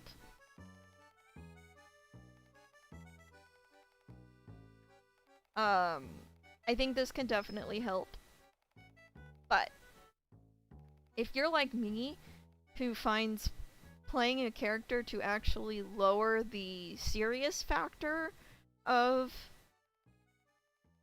what you're talking about, it's not a band-aid solution. Because honestly, if I told you guys, yeah, you know, well, I kinda do it, alright. I do kinda do it, now that I think about it. I do it, never mind. I specifically refer to my... Yeah, exactly, I do it with bat brain, you're right. My brain damage. I refer to it as bat brain. You know what, I can't say anything. But I think if something more serious happened where I wasn't comfortable joking about it, but then I like talked about it within the lore, that would be weird. But I'm okay with like, Bat Brain is funny, you know? I'm okay, like, if it's something you can laugh at yourself for, I think this works. But if it's something that like, yeah, like,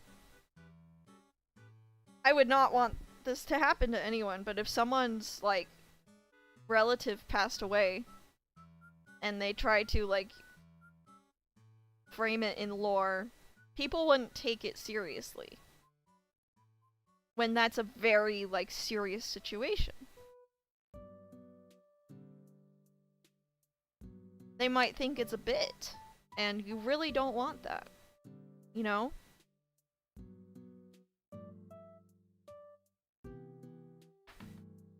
I think there's ways to do it if you are a more creative author than me.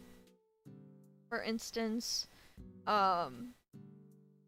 Kyo from Niji Sanji was able to take his past situations and traumatic hospital experience and put it into his lore in a way that felt natural and respectful, but that was more from the delivery, the animation, the music, the art direction. Whereas when you're talking on stream, you don't have those, what are they called? Those vehicles to establish tone, other than your tone of voice. And if you are playing a character, if you're doing a character voice, like if you sound like SpongeBob SquarePants and you're talking about, yeah. Anyways, I will definitely put that in the script and I will marinate on it, because I do it. I do it. That would be in marketing. Marketing is gonna be a beefy section. Or no, that's actually in the first one. That's in Mask.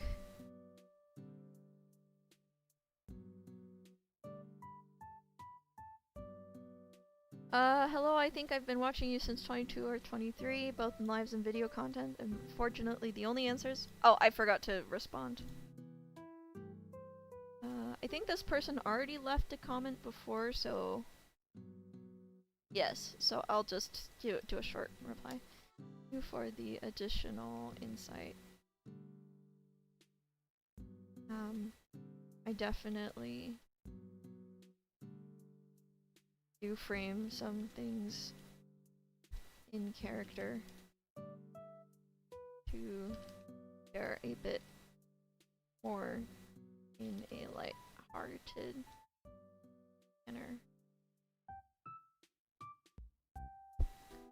Vines are speaking to me, just hit me as a similar phrase for that kind of bit. Bat brain is funny indeed. Yeah, because I mean, look. Yes, my head injuries have caused me a lot of hardship. But I think my audience, at least, you know, can understand that I'm okay with, like, laughing at some of the effects of, the brain fog, the brain damage on stream. Because, you know, if you laugh, if you don't laugh, you cry. And this is one thing where it's just like, some of your symptoms are funny, and like, if you can't laugh at the funny symptoms, it makes it harder, you know? But if I was a bigger creator, I honestly might see it go too far. Like, for instance, I was on another creator's podcast, and when they found out about, like, I think we offhandedly mentioned my concussions and stuff, and people started making fun of me.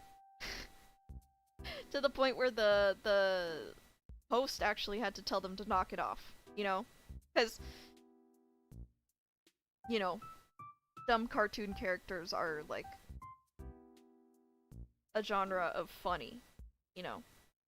So, I definitely think if I was a bigger content creator, I wouldn't be able to laugh about Bat Brain with you guys. Because I know some people would take it too far. Like, I'm on the fence about the whole, like, let's find a helmet fund for YAMLBAT kind of jokes. That's like the towing the line for me already, because I'm just like, yeah, I'm like, we laugh, but what if I am kind of actually at that point where, you know, if I hit my head again, it's more serious, you know? Like, I don't want to think about that, you know? Especially when I'm, like, playing a character on the internet. So that one toes the line, but, like, generally just, like, talking about Scuff, talking about Bat Brain, and just, like, being able to laugh at myself when the thing gets silly. When my symptoms are silly. That I can get on board with. But yeah, if I had Saba's audience, probably not. Yeah, you've seen the helmet fun joke? See, I'm comfortable with my loved ones making that joke because they are the ones actively helping me through it. But like randoms on the internet, that feels like they're too comfortable with me. Yeah. Okay, let's see. Because I think also with head injuries, right? You on the inside know you're a smart person. I don't think I'm dumb. But on the outside, I look dumb sometimes. And so there's a difference between being able to laugh at the dumb moments because I know that I'm smart versus people calling me dumb or, you know, people making fun of me because they perceive me as dumb. That's different, you know. We can laugh because the majority of my core audience knows that I am an intelligent being. It just doesn't always come out correctly because of the bat brain disconnect, you know? Yeah. But I think when you have a bigger audience, that nuance goes away. Yeah. Alright,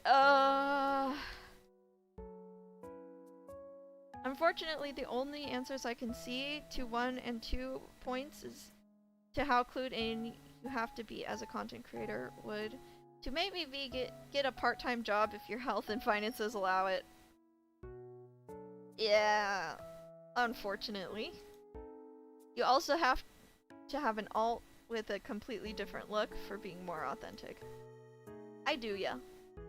Getting a part-time job can give you perspective from outside the internet. I am the happiest when I have a job outside of VTubing. I highly recommend it to people. And, you know, I've never had, like, I hate to say it, but I've actually never had a non-abusive work environment. You know, I've worked mostly, like, blue-collar jobs, so there's that. I'm not really a corporate experienced person outside of VTuber corporations, which shouldn't count as corporations. But like, yeah.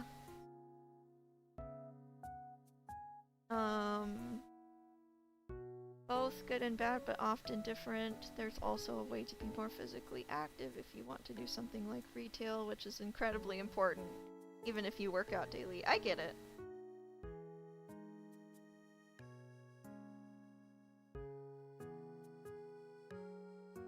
That is good advice to people who aren't me, unfortunately.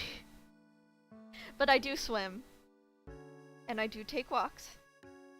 And I think being able to take care of my pets also helps. The alt content creation account is good for things that wouldn't fit here on Yam, but would just be what you, the person behind Yam, wants to do. So I kinda did this, but I kinda didn't. I just have the Yam second channel, but it's still attached to Yam. I think if I got too big,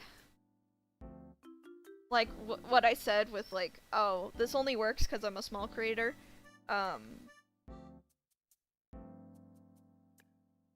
if I got too big to even make like bat brain jokes or whatever, and felt like I couldn't continue with that kind of stuff, then I would probably make a separate, smaller,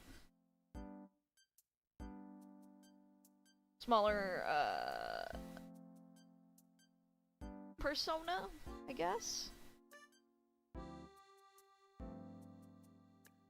But, I don't know. Milia, yep. Hello, Estrella. We're talking about my comments section. Oh, I just turned my webcam off. Oops.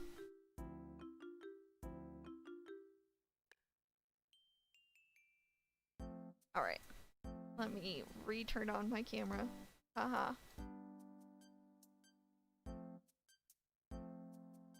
There we go.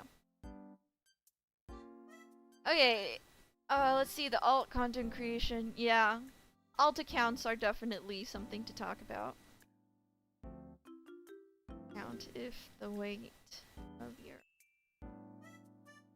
much. Gotta love when tech decides to respond properly in the wrong moments. Yeah, so I turned my webcam. I have like a little switch behind my PC to turn my webcam off because I don't trust like that. So I actively like have a switch that intercepts the webcam before it gets plugged into my computer. The thing is, it's like right under my feet, and so when I'm like playing, like moving my feet under the desk, sometimes I accidentally kick the switch. Let's see. It's perfect for me and for the viewers. Yeah, I think that like having an alt account is good if you feel like the weight of your branding is too much. We'll see if I ever get to that point. Hopefully not. But the thing is, the stuff that's weighing on me is still stuff that I wouldn't share with my alt account.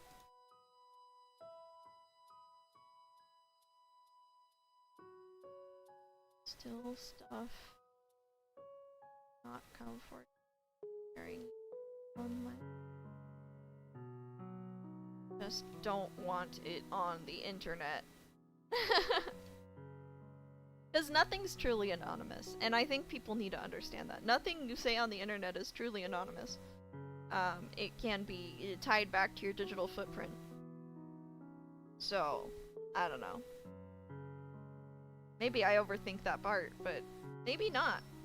Because I've seen, I don't know, when you literally see people having random stuff that they said in private chats being dragged up 7 years after they said them, as fuel to run them off the internet, as fuel to swat them, you know.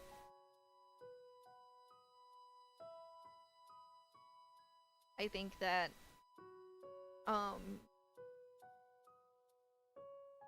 you get to the point where, you just don't want to share. Yeah. Okay.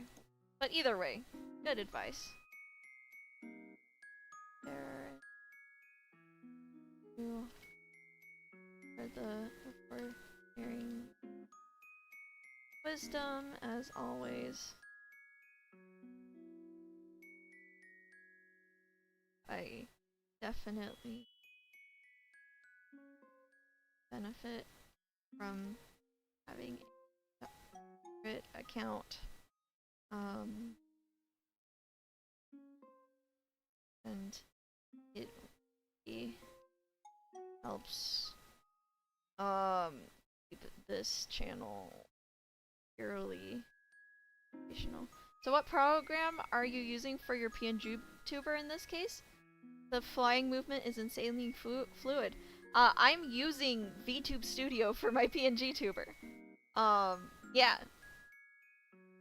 This is still live 2D, but there's no in-between frames.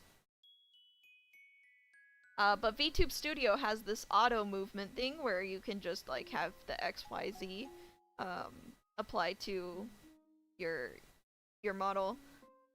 Yeah.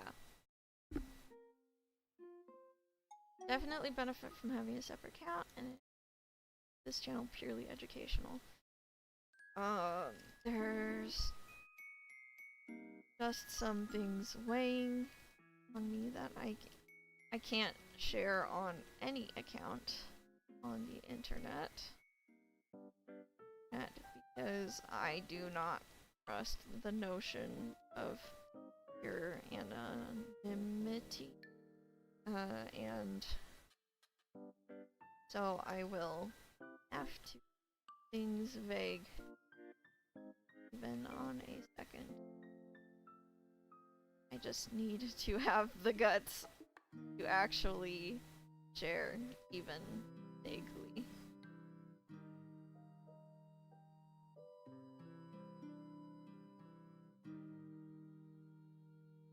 Okay. Alright, we got another silly one. Girl, it feels like you already know what you want to do. Are you trying to convince us or yourself? You have always been sensible and determined. You don't need an external guidance on this. Follow what you already know. It will make you happy. Yes and no. I'll just... Oh.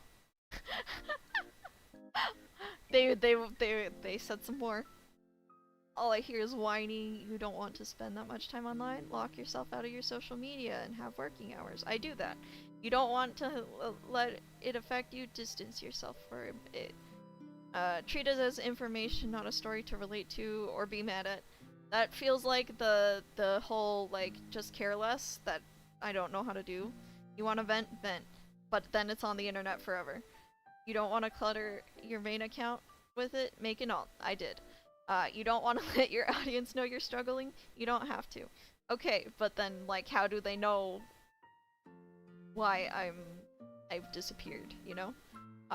You don't want to pretend you're okay with it all the time? You also don't have to. Okay, that is something I can apply to. You know. At least share vaguely. Don't have to pretend like are okay all the time. That is something I can definitely take away. Oh, but it's hurting me to bottle things up, blah blah blah, then don't. Okay. You are a pixel on the internet, a very nice, insightful, and intelligent pixel, but a pixel nonetheless. I mean that in the liberating way. Nobody expects anything from you. That is false. Nobody expects anything from me? People expect a lot from me, actually. If you read, like, my comments, people put me on a pedestal, and they expect a lot from me. So you can literally do whatever you want. Okay, yes, I can technically do whatever I want. You can keep a professional persona while still being genuine. I'm trying to find the balance, yeah. Perhaps post some whips and some scrap projects that you really dislike. Whatever. I do that. You're creating this torture for yourself when you really don't have to. The cage is open, you're just facing the bars. Do you like whining that much because it helps keep you from taking the leap and facing uncertainty? You deserve more than this, Sam. Alright, well, I think this person's trying to give tough love, but the contradictory statement in here is specifically that they say, oh, just share, just share. Like, no one's stopping you from sharing, but when I shared in this video, they call it whining. So which is it? Do you want me to share or not?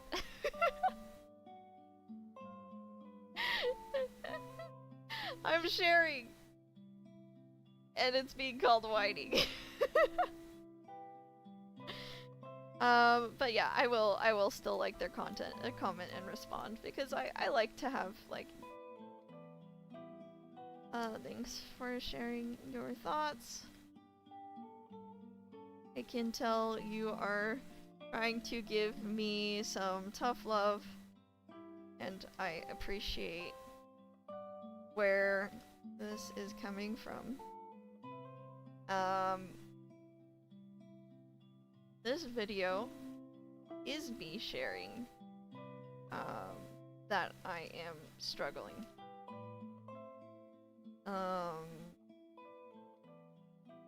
It is me no longer bottling things up.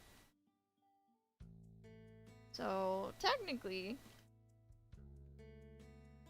I am following your advice there.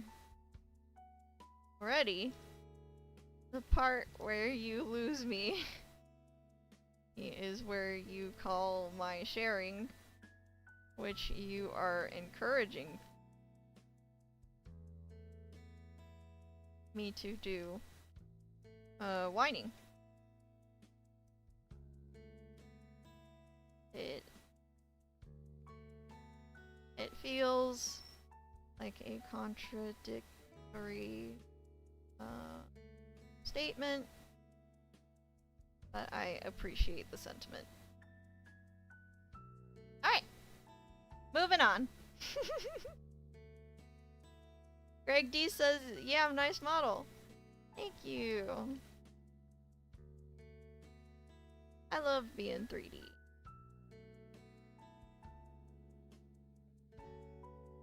Yeah.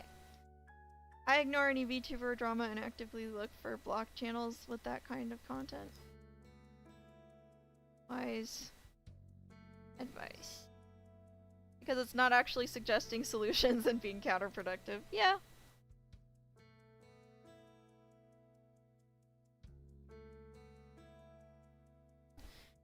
While rebranding can be detrimental, you should look into it more closely into what the new brand is. Just simply changing things is not always going to be good. I appreciate that. I have a clear direction for my brand. I want to be very... I want to continue making educational content. Okay.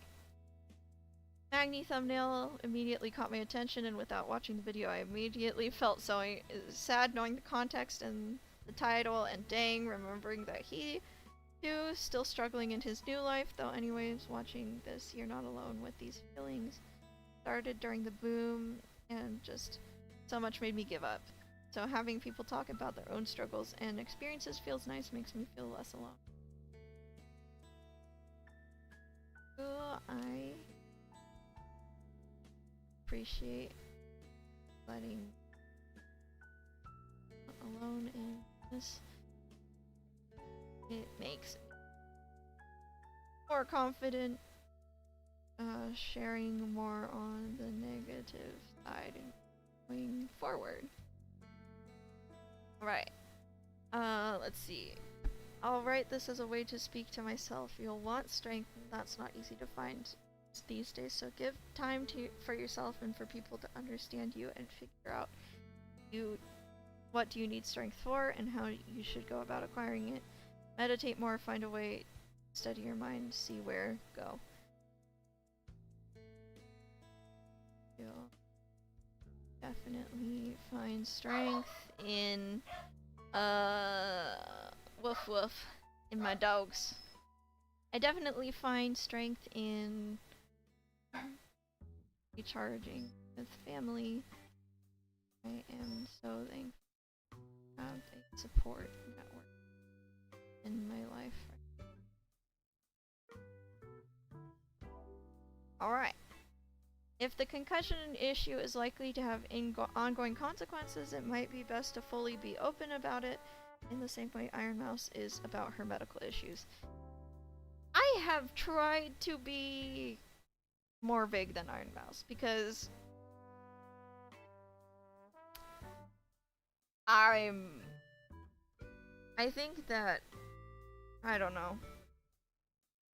Have you guys seen some of the responses to Iron Mouse and her health issues on the internet?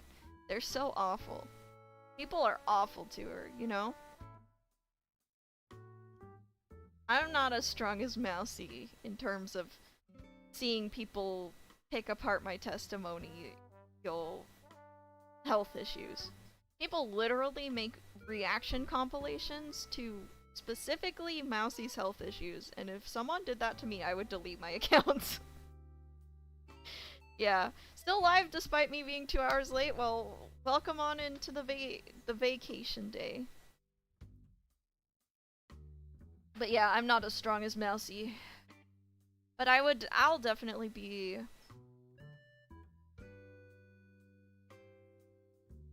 I've definitely seen so many look up to Iron Mouse working with her health issues as well. Yeah, same. So I don't know how to handle it. I would love to make specifically a guide for creating with health issues. I have like a Yammer Time episode on it, but it's really vague. But I think I would love to do a... Hello, Chili of the Valley. Welcome on in. I'd love to do a video on chronic illness and VTubing specifically at some point. I just don't know how I want to handle it. But I'm gonna put it in my ideas here.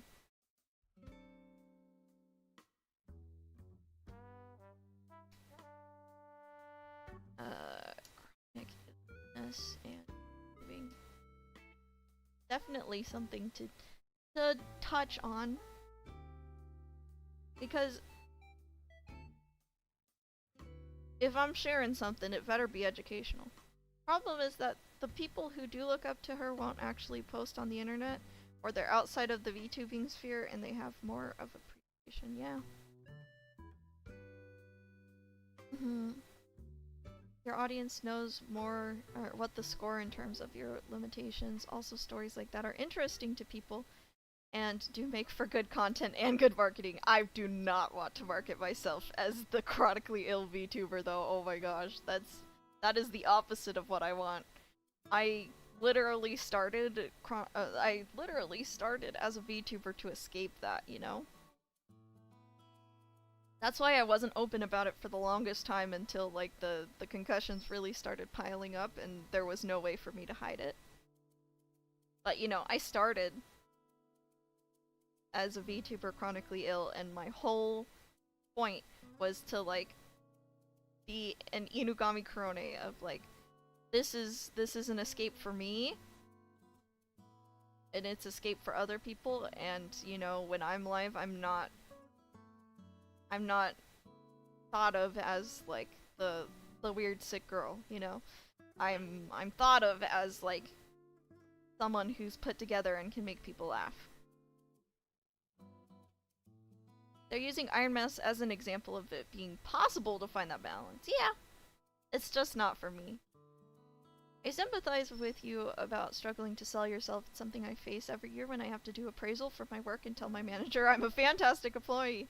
You definitely met all these fairly vague and silly objectives I got to set at the beginning of the year. All I can really say is that sometimes survival requires you to get more shameless and cynical than you would really like to be. You know what? That's not bad advice, but it sounds wild. Thank you so much. I look up to Iron Mouse about or just how strong she is to be able to share so much and raise so much awareness for her own illness and her health journey. Yeah.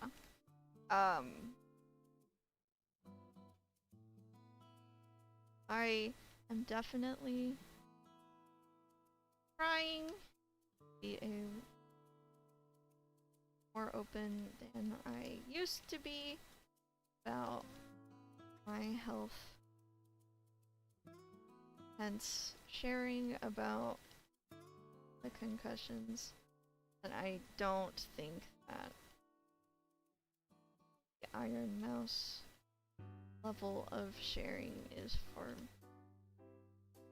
She also gets a lot of backlash / rudeness towards her for her illness. I don't think I am strong enough to handle it with the amount of grace and poise that she does. I will continue to try to sell myself as the educational VTuber I want to be. Making it till you make it is the only way sometimes. Wow, okay. Cool.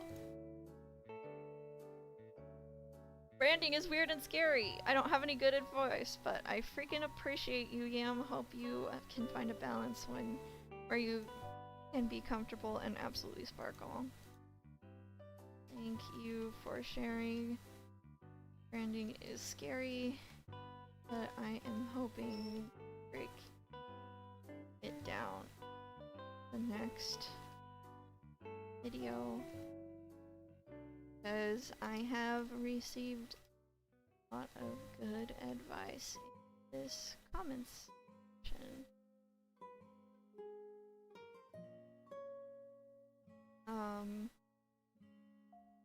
For sharing your appreciation does help motivate me to continue.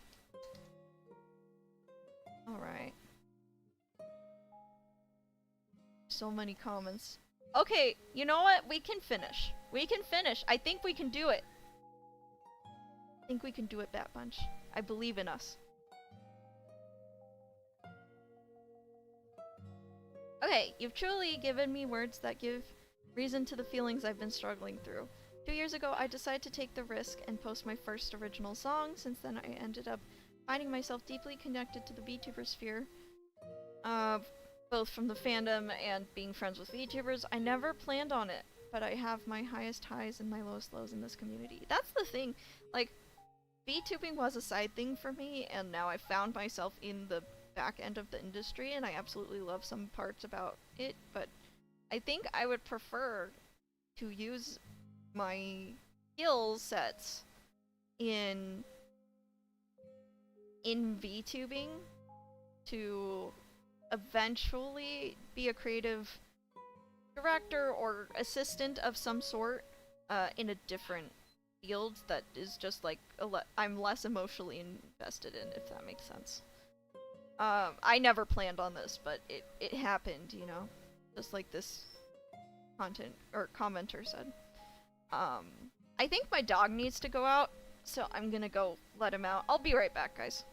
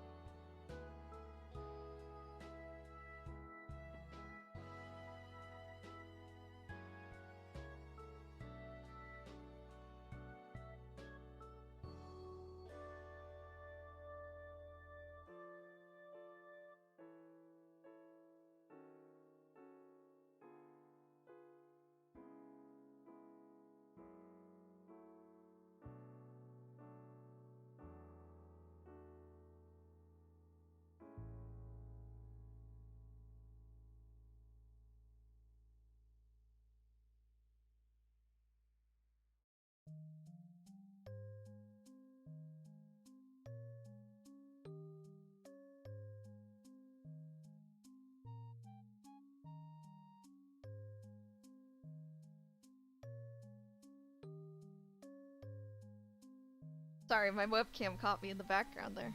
Okay, cool. We're back. Can we do it, chat? Cool. Okay.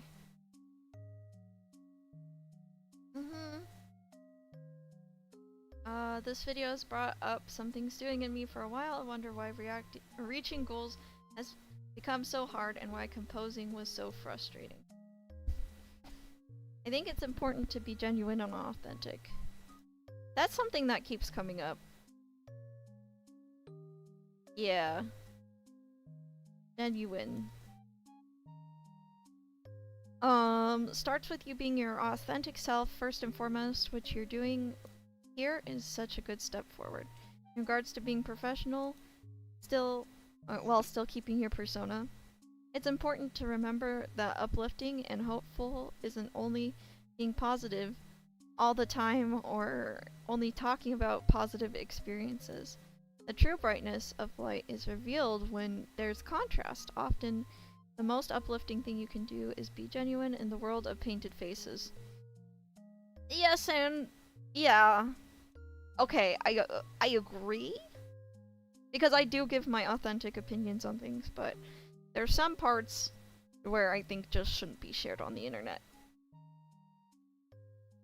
For me, personally. That's why I'm a VTuber, you know? So let me put this here. Because I'm allowing myself to be nuanced. But there is nuance here. Some things just shouldn't be shared on the internet.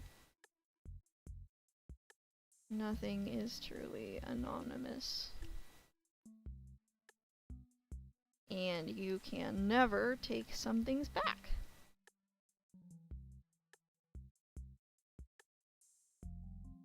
Doesn't mean you have to pour out all your grievances and personal struggles. Oh, okay, they understand the nuance.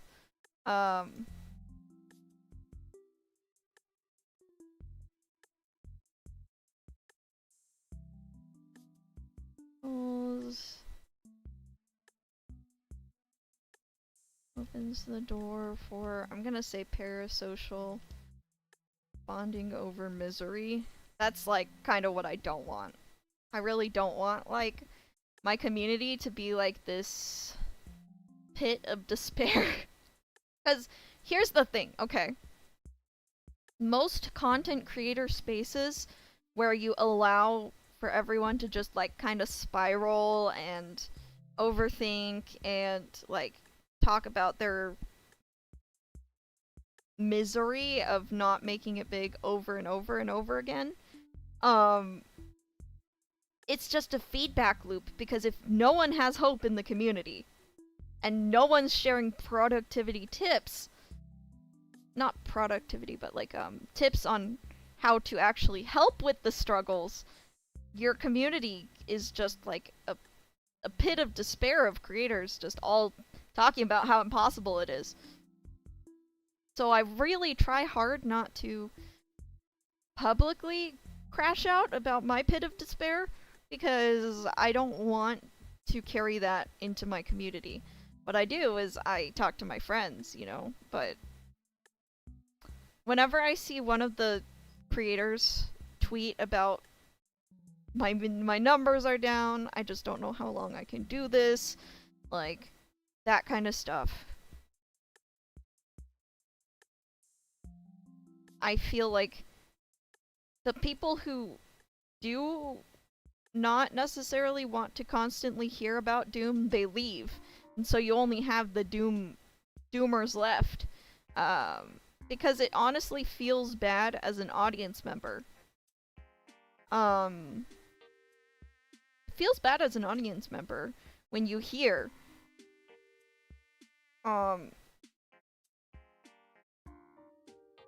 that it's not enough, you know, to hear certain thoughts of yours, like, my audience isn't enough. 'Cause, like, that just makes them feel, like, awful. Like, that you don't, it makes you seem ungrateful.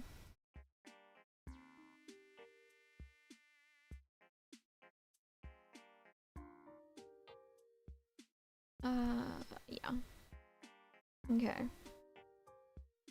May look like bringing perspective of hope and growth into the conversation. What new perspectives have you gained from the experience? What struggles have you overcome? Ooh. Ooh.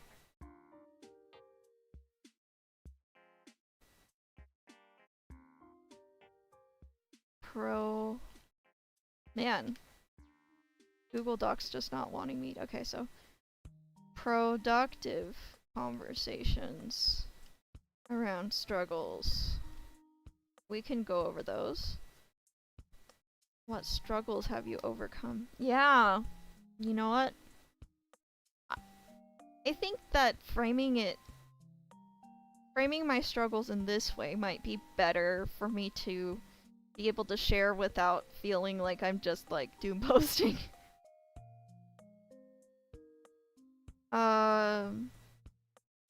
Even the ones that feel small.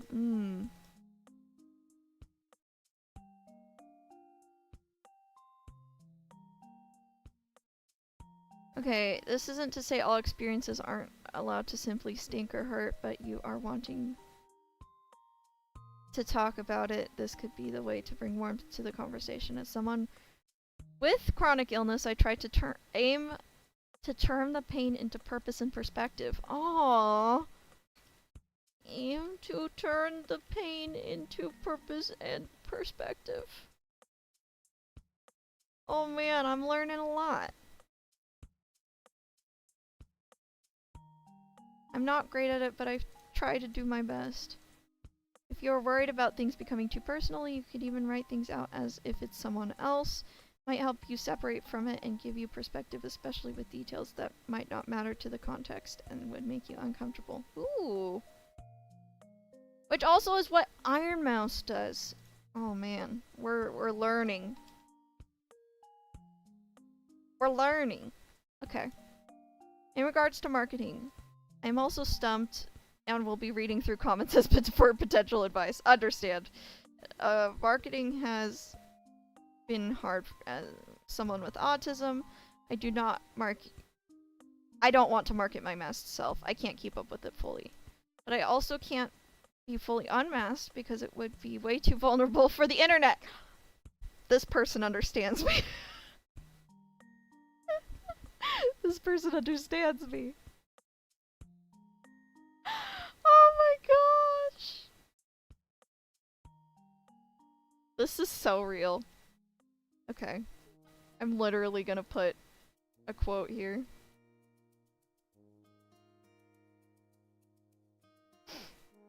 Like, that is the dilemma.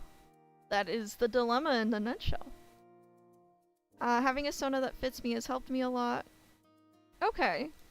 Yeah.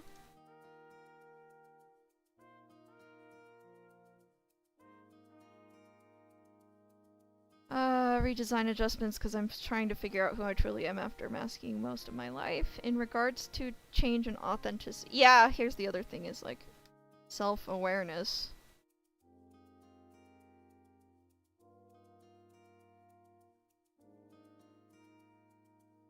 So what I do personally is, I'm having a bad day, so I'm doing traditional art instead of digital, or bad hand day, so my hand-eye coordination isn't going to be great in game, because my hands do affect what I'm doing. Makes sense. Again, I think the tough one for me to navigate, especially if I do get bigger, is gonna be the brain fog.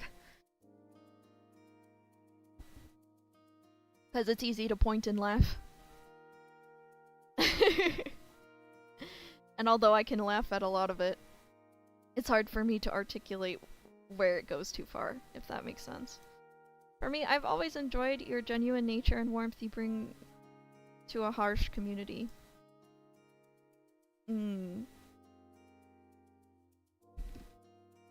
Bring warmth to a harsh community. I would love you to change, grow, and thrive as a person. What I can help is if you make a video that you know goes against what you used to say, just mention it. Something as simple as, I've grown to think actually XYZ. Some pushback might be just confusion, and that clears up a lot of it. Mention the relevant video and leave it at that. You should be allowed to grow. People are still peeved. They are the kind of person that would be peeved no matter what. Not true.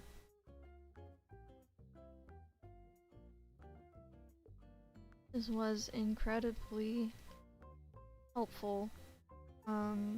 Your insight about masking, chronic illness, and growth really spoke to me, and I will be taking this with me forward. It's nice to meet a fellow composer, and if you wanted to make music together, feel free to hit me up. My email is yamalbat@protonmail.com. There we go. Brain fog can be handled reasonably, but the thing is that unfortunately some people don't realize that brain fog is an invisible illness, which also is a IRL, yeah, just amplified in internet spaces. Here's the other thing, okay? My audience on YouTube trends towards younger than my audience on livestream. Like, my video audience is really young. I think a lot of young teens are looking at that because they want to form their brand, their Sona, for the first time, and they're like looking to get into content creation because that's a teen dream job, right? So I have to keep in mind that my audience is definitely on the younger side and won't understand things like chronic illness if they weren't exposed to it. Yeah. Hello, welcome on in. In regards to change and authenticity while growing, for me, I've always enjoyed you for your genuine nature. Oh, I already finished this one. Thank you, Marcelin. Okay. Me, Akimon. Okay, for the videos on opinions you no longer hold, you can change the titles to say that this is the old opinion. Yeah, when I remake the videos, I'm definitely going to say, like old or outdated in the, like, thing, in the title. Teens and people in their midlife crisis. No, the people in their midlife crisis attend my streams and are in my Discord. The people who are teens watch my videos. It's interesting. Yeah.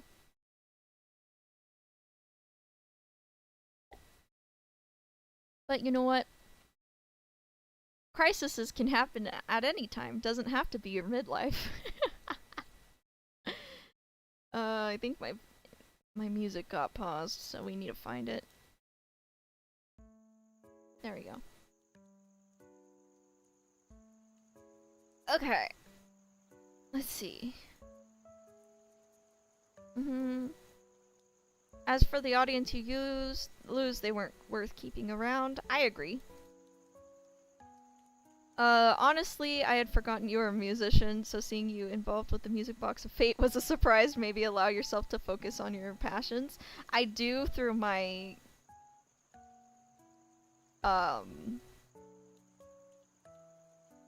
my other channels. Separate channels for separate things. I also find that if I vent to chat with only myself, then go for a walk and come back and answer to comfort my own self, pretending I am answering a close friend. Sounds corny, but my therapist said it was a good way to self-reflect. Yeah, I do try to talk to myself like I'm my own friend. It also helps that my boyfriend is a therapist, and So he's a pretty good person to vent to. Not because, you know, not because he's giving me therapy, TM, but just because he understands how to listen to people, you know?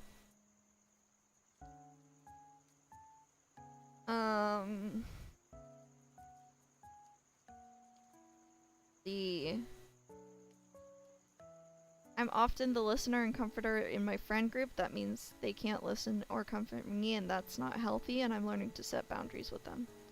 I see. That's not really a problem I have. I feel like my friendships are pretty on the mature side, so I think it's okay. So sad part is when I woke up this morning, I forgot it was Memorial Day. Oh no! It's V, the midlife crisis VTuber. It's okay, Gry. You don't need to. I mean, I think that if your midlife crisis allows you to be more creative and rediscover yourself, it's not necessarily only a bad thing.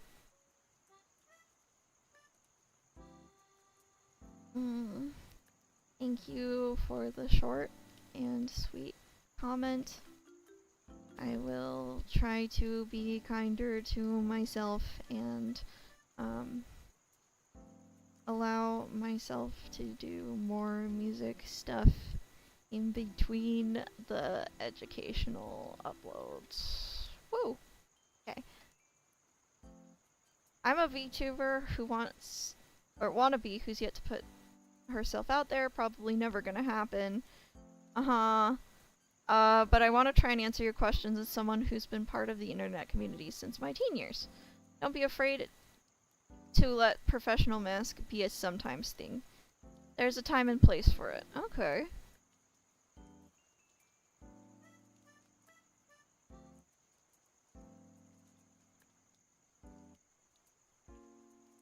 Okay.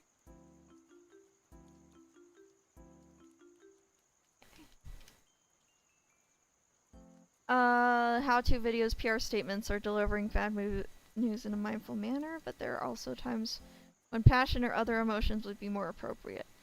Unless being professional is your favorite vibe, it is, actually. It is my favorite vibe. How did you know? Being professional is actually, like, the vibe I enjoy the most. I watch... Okay. Even the entertainers that I watch are very professional about their entertainment. Like, not to gas him up too much, but like, I watch a lot of Vinny Vinesauce, and yes, he has, like, the humor of a 10-year-old boy. But he honestly actually handles his brand incredibly professionally. He doesn't talk about real-life issues, he doesn't ever get into controversial territory, he doesn't ever, talk about his struggles, openly. He just takes time for himself.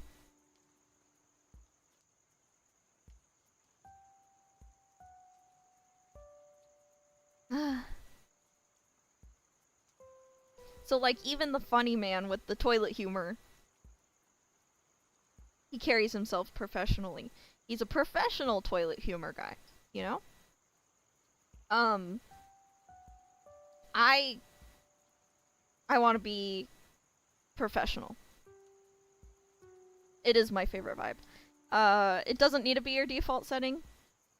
I am seeing that it doesn't need to be my only setting. At least. Especially if you're just streaming and talking about VTuber stuff, yeah. You're mostly professional, right? Yeah, you give the same, like, professional virtual comedian kind of things. 'Cause, like, yes, I think a lot of VTubers don't understand that, like, their favorite content creators, yes, they have quote-unquote unprofessional humor, but they're doing it in a professional manner.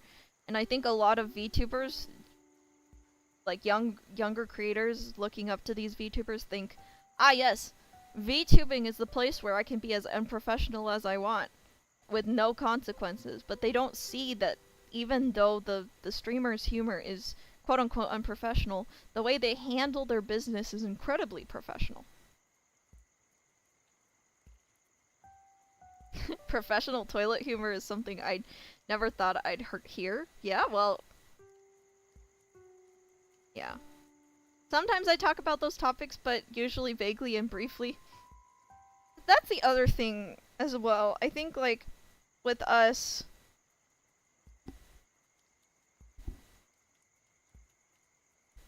sharing privately is, gonna be the way, because if your issue that you're having has to do with something you don't want to share with your audience, or if you did share, you would, you know, probably make your chat feel weird or bad or parasocial or whatever. It's actually best to, like, you know, have professional be your default just to be safe rather than sorry.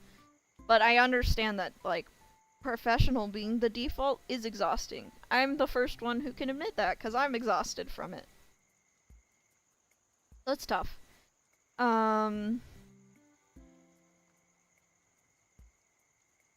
Yeah. So on the news and, like, keeping up with controversies, yes and no. There are always ways to keep tabs on current events, whether in VTuber, drama, tech, but as for absorbing the negativity, that's a bit trickier. If it's just drama, so-and-so cheated on so-and-so, or this matter could have been solved privately, but they choose to air out the former, it's pretty easy to deflect. I agree. Those don't really get to me, usually. Oh, I mean, like, politics or controversy, I also don't talk about deep fills with chat, yeah. Got a dip? Okay, bye, Ayoku. You just gotta remember at the end of the day, it's not about you. Yeah. You can emphasize, you can show compassion, but you do not need to formulate an opinion on other people's personal business. Yeah, I honestly don't feel like I need to all the time.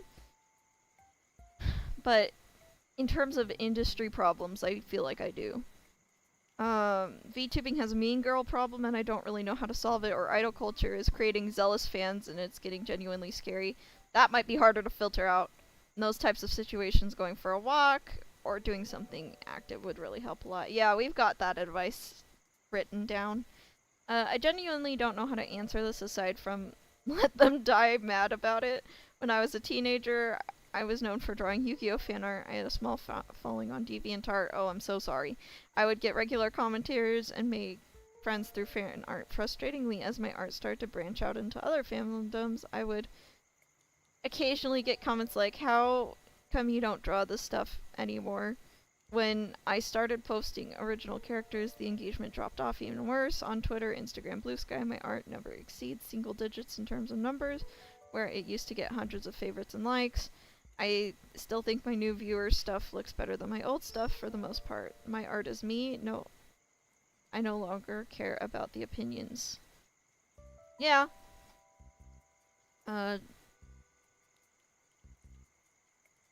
Self-expression is your own, and people are gonna have opinions.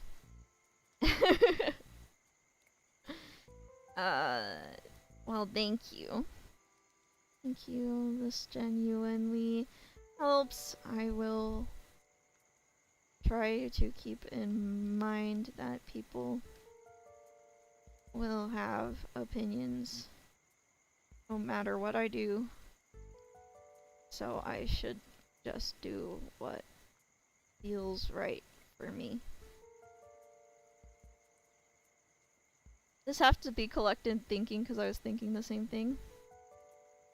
Telepathic connection over YouTube. Reply. Oh, I thought we could finish, but I don't know. I don't know. Darn it. I'm running out of steam, guys. We might need a part 3. Darn it. So close. We're so close, but some of these are long and I want to give them the full attention. Yeah. Okay.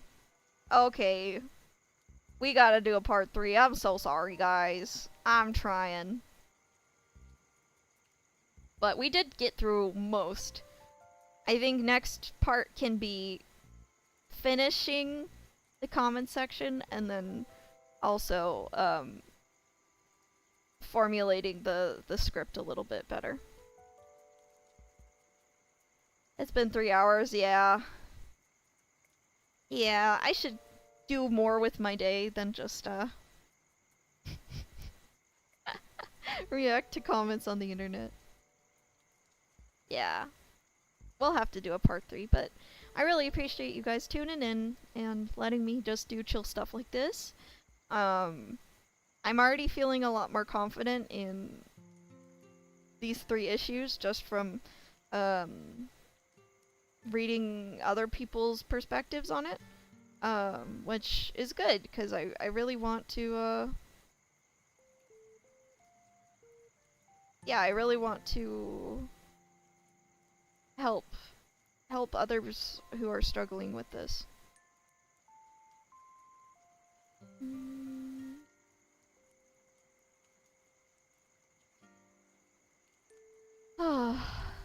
Alright, well I hope you guys have a great Memorial Day. I hope you guys are able to touch some grass. I'm going to end on YouTube and we'll raid out on Twitch because I'm sure someone else is streaming. But thank you everybody so much for watching. And as always, take care, Bat Bunch.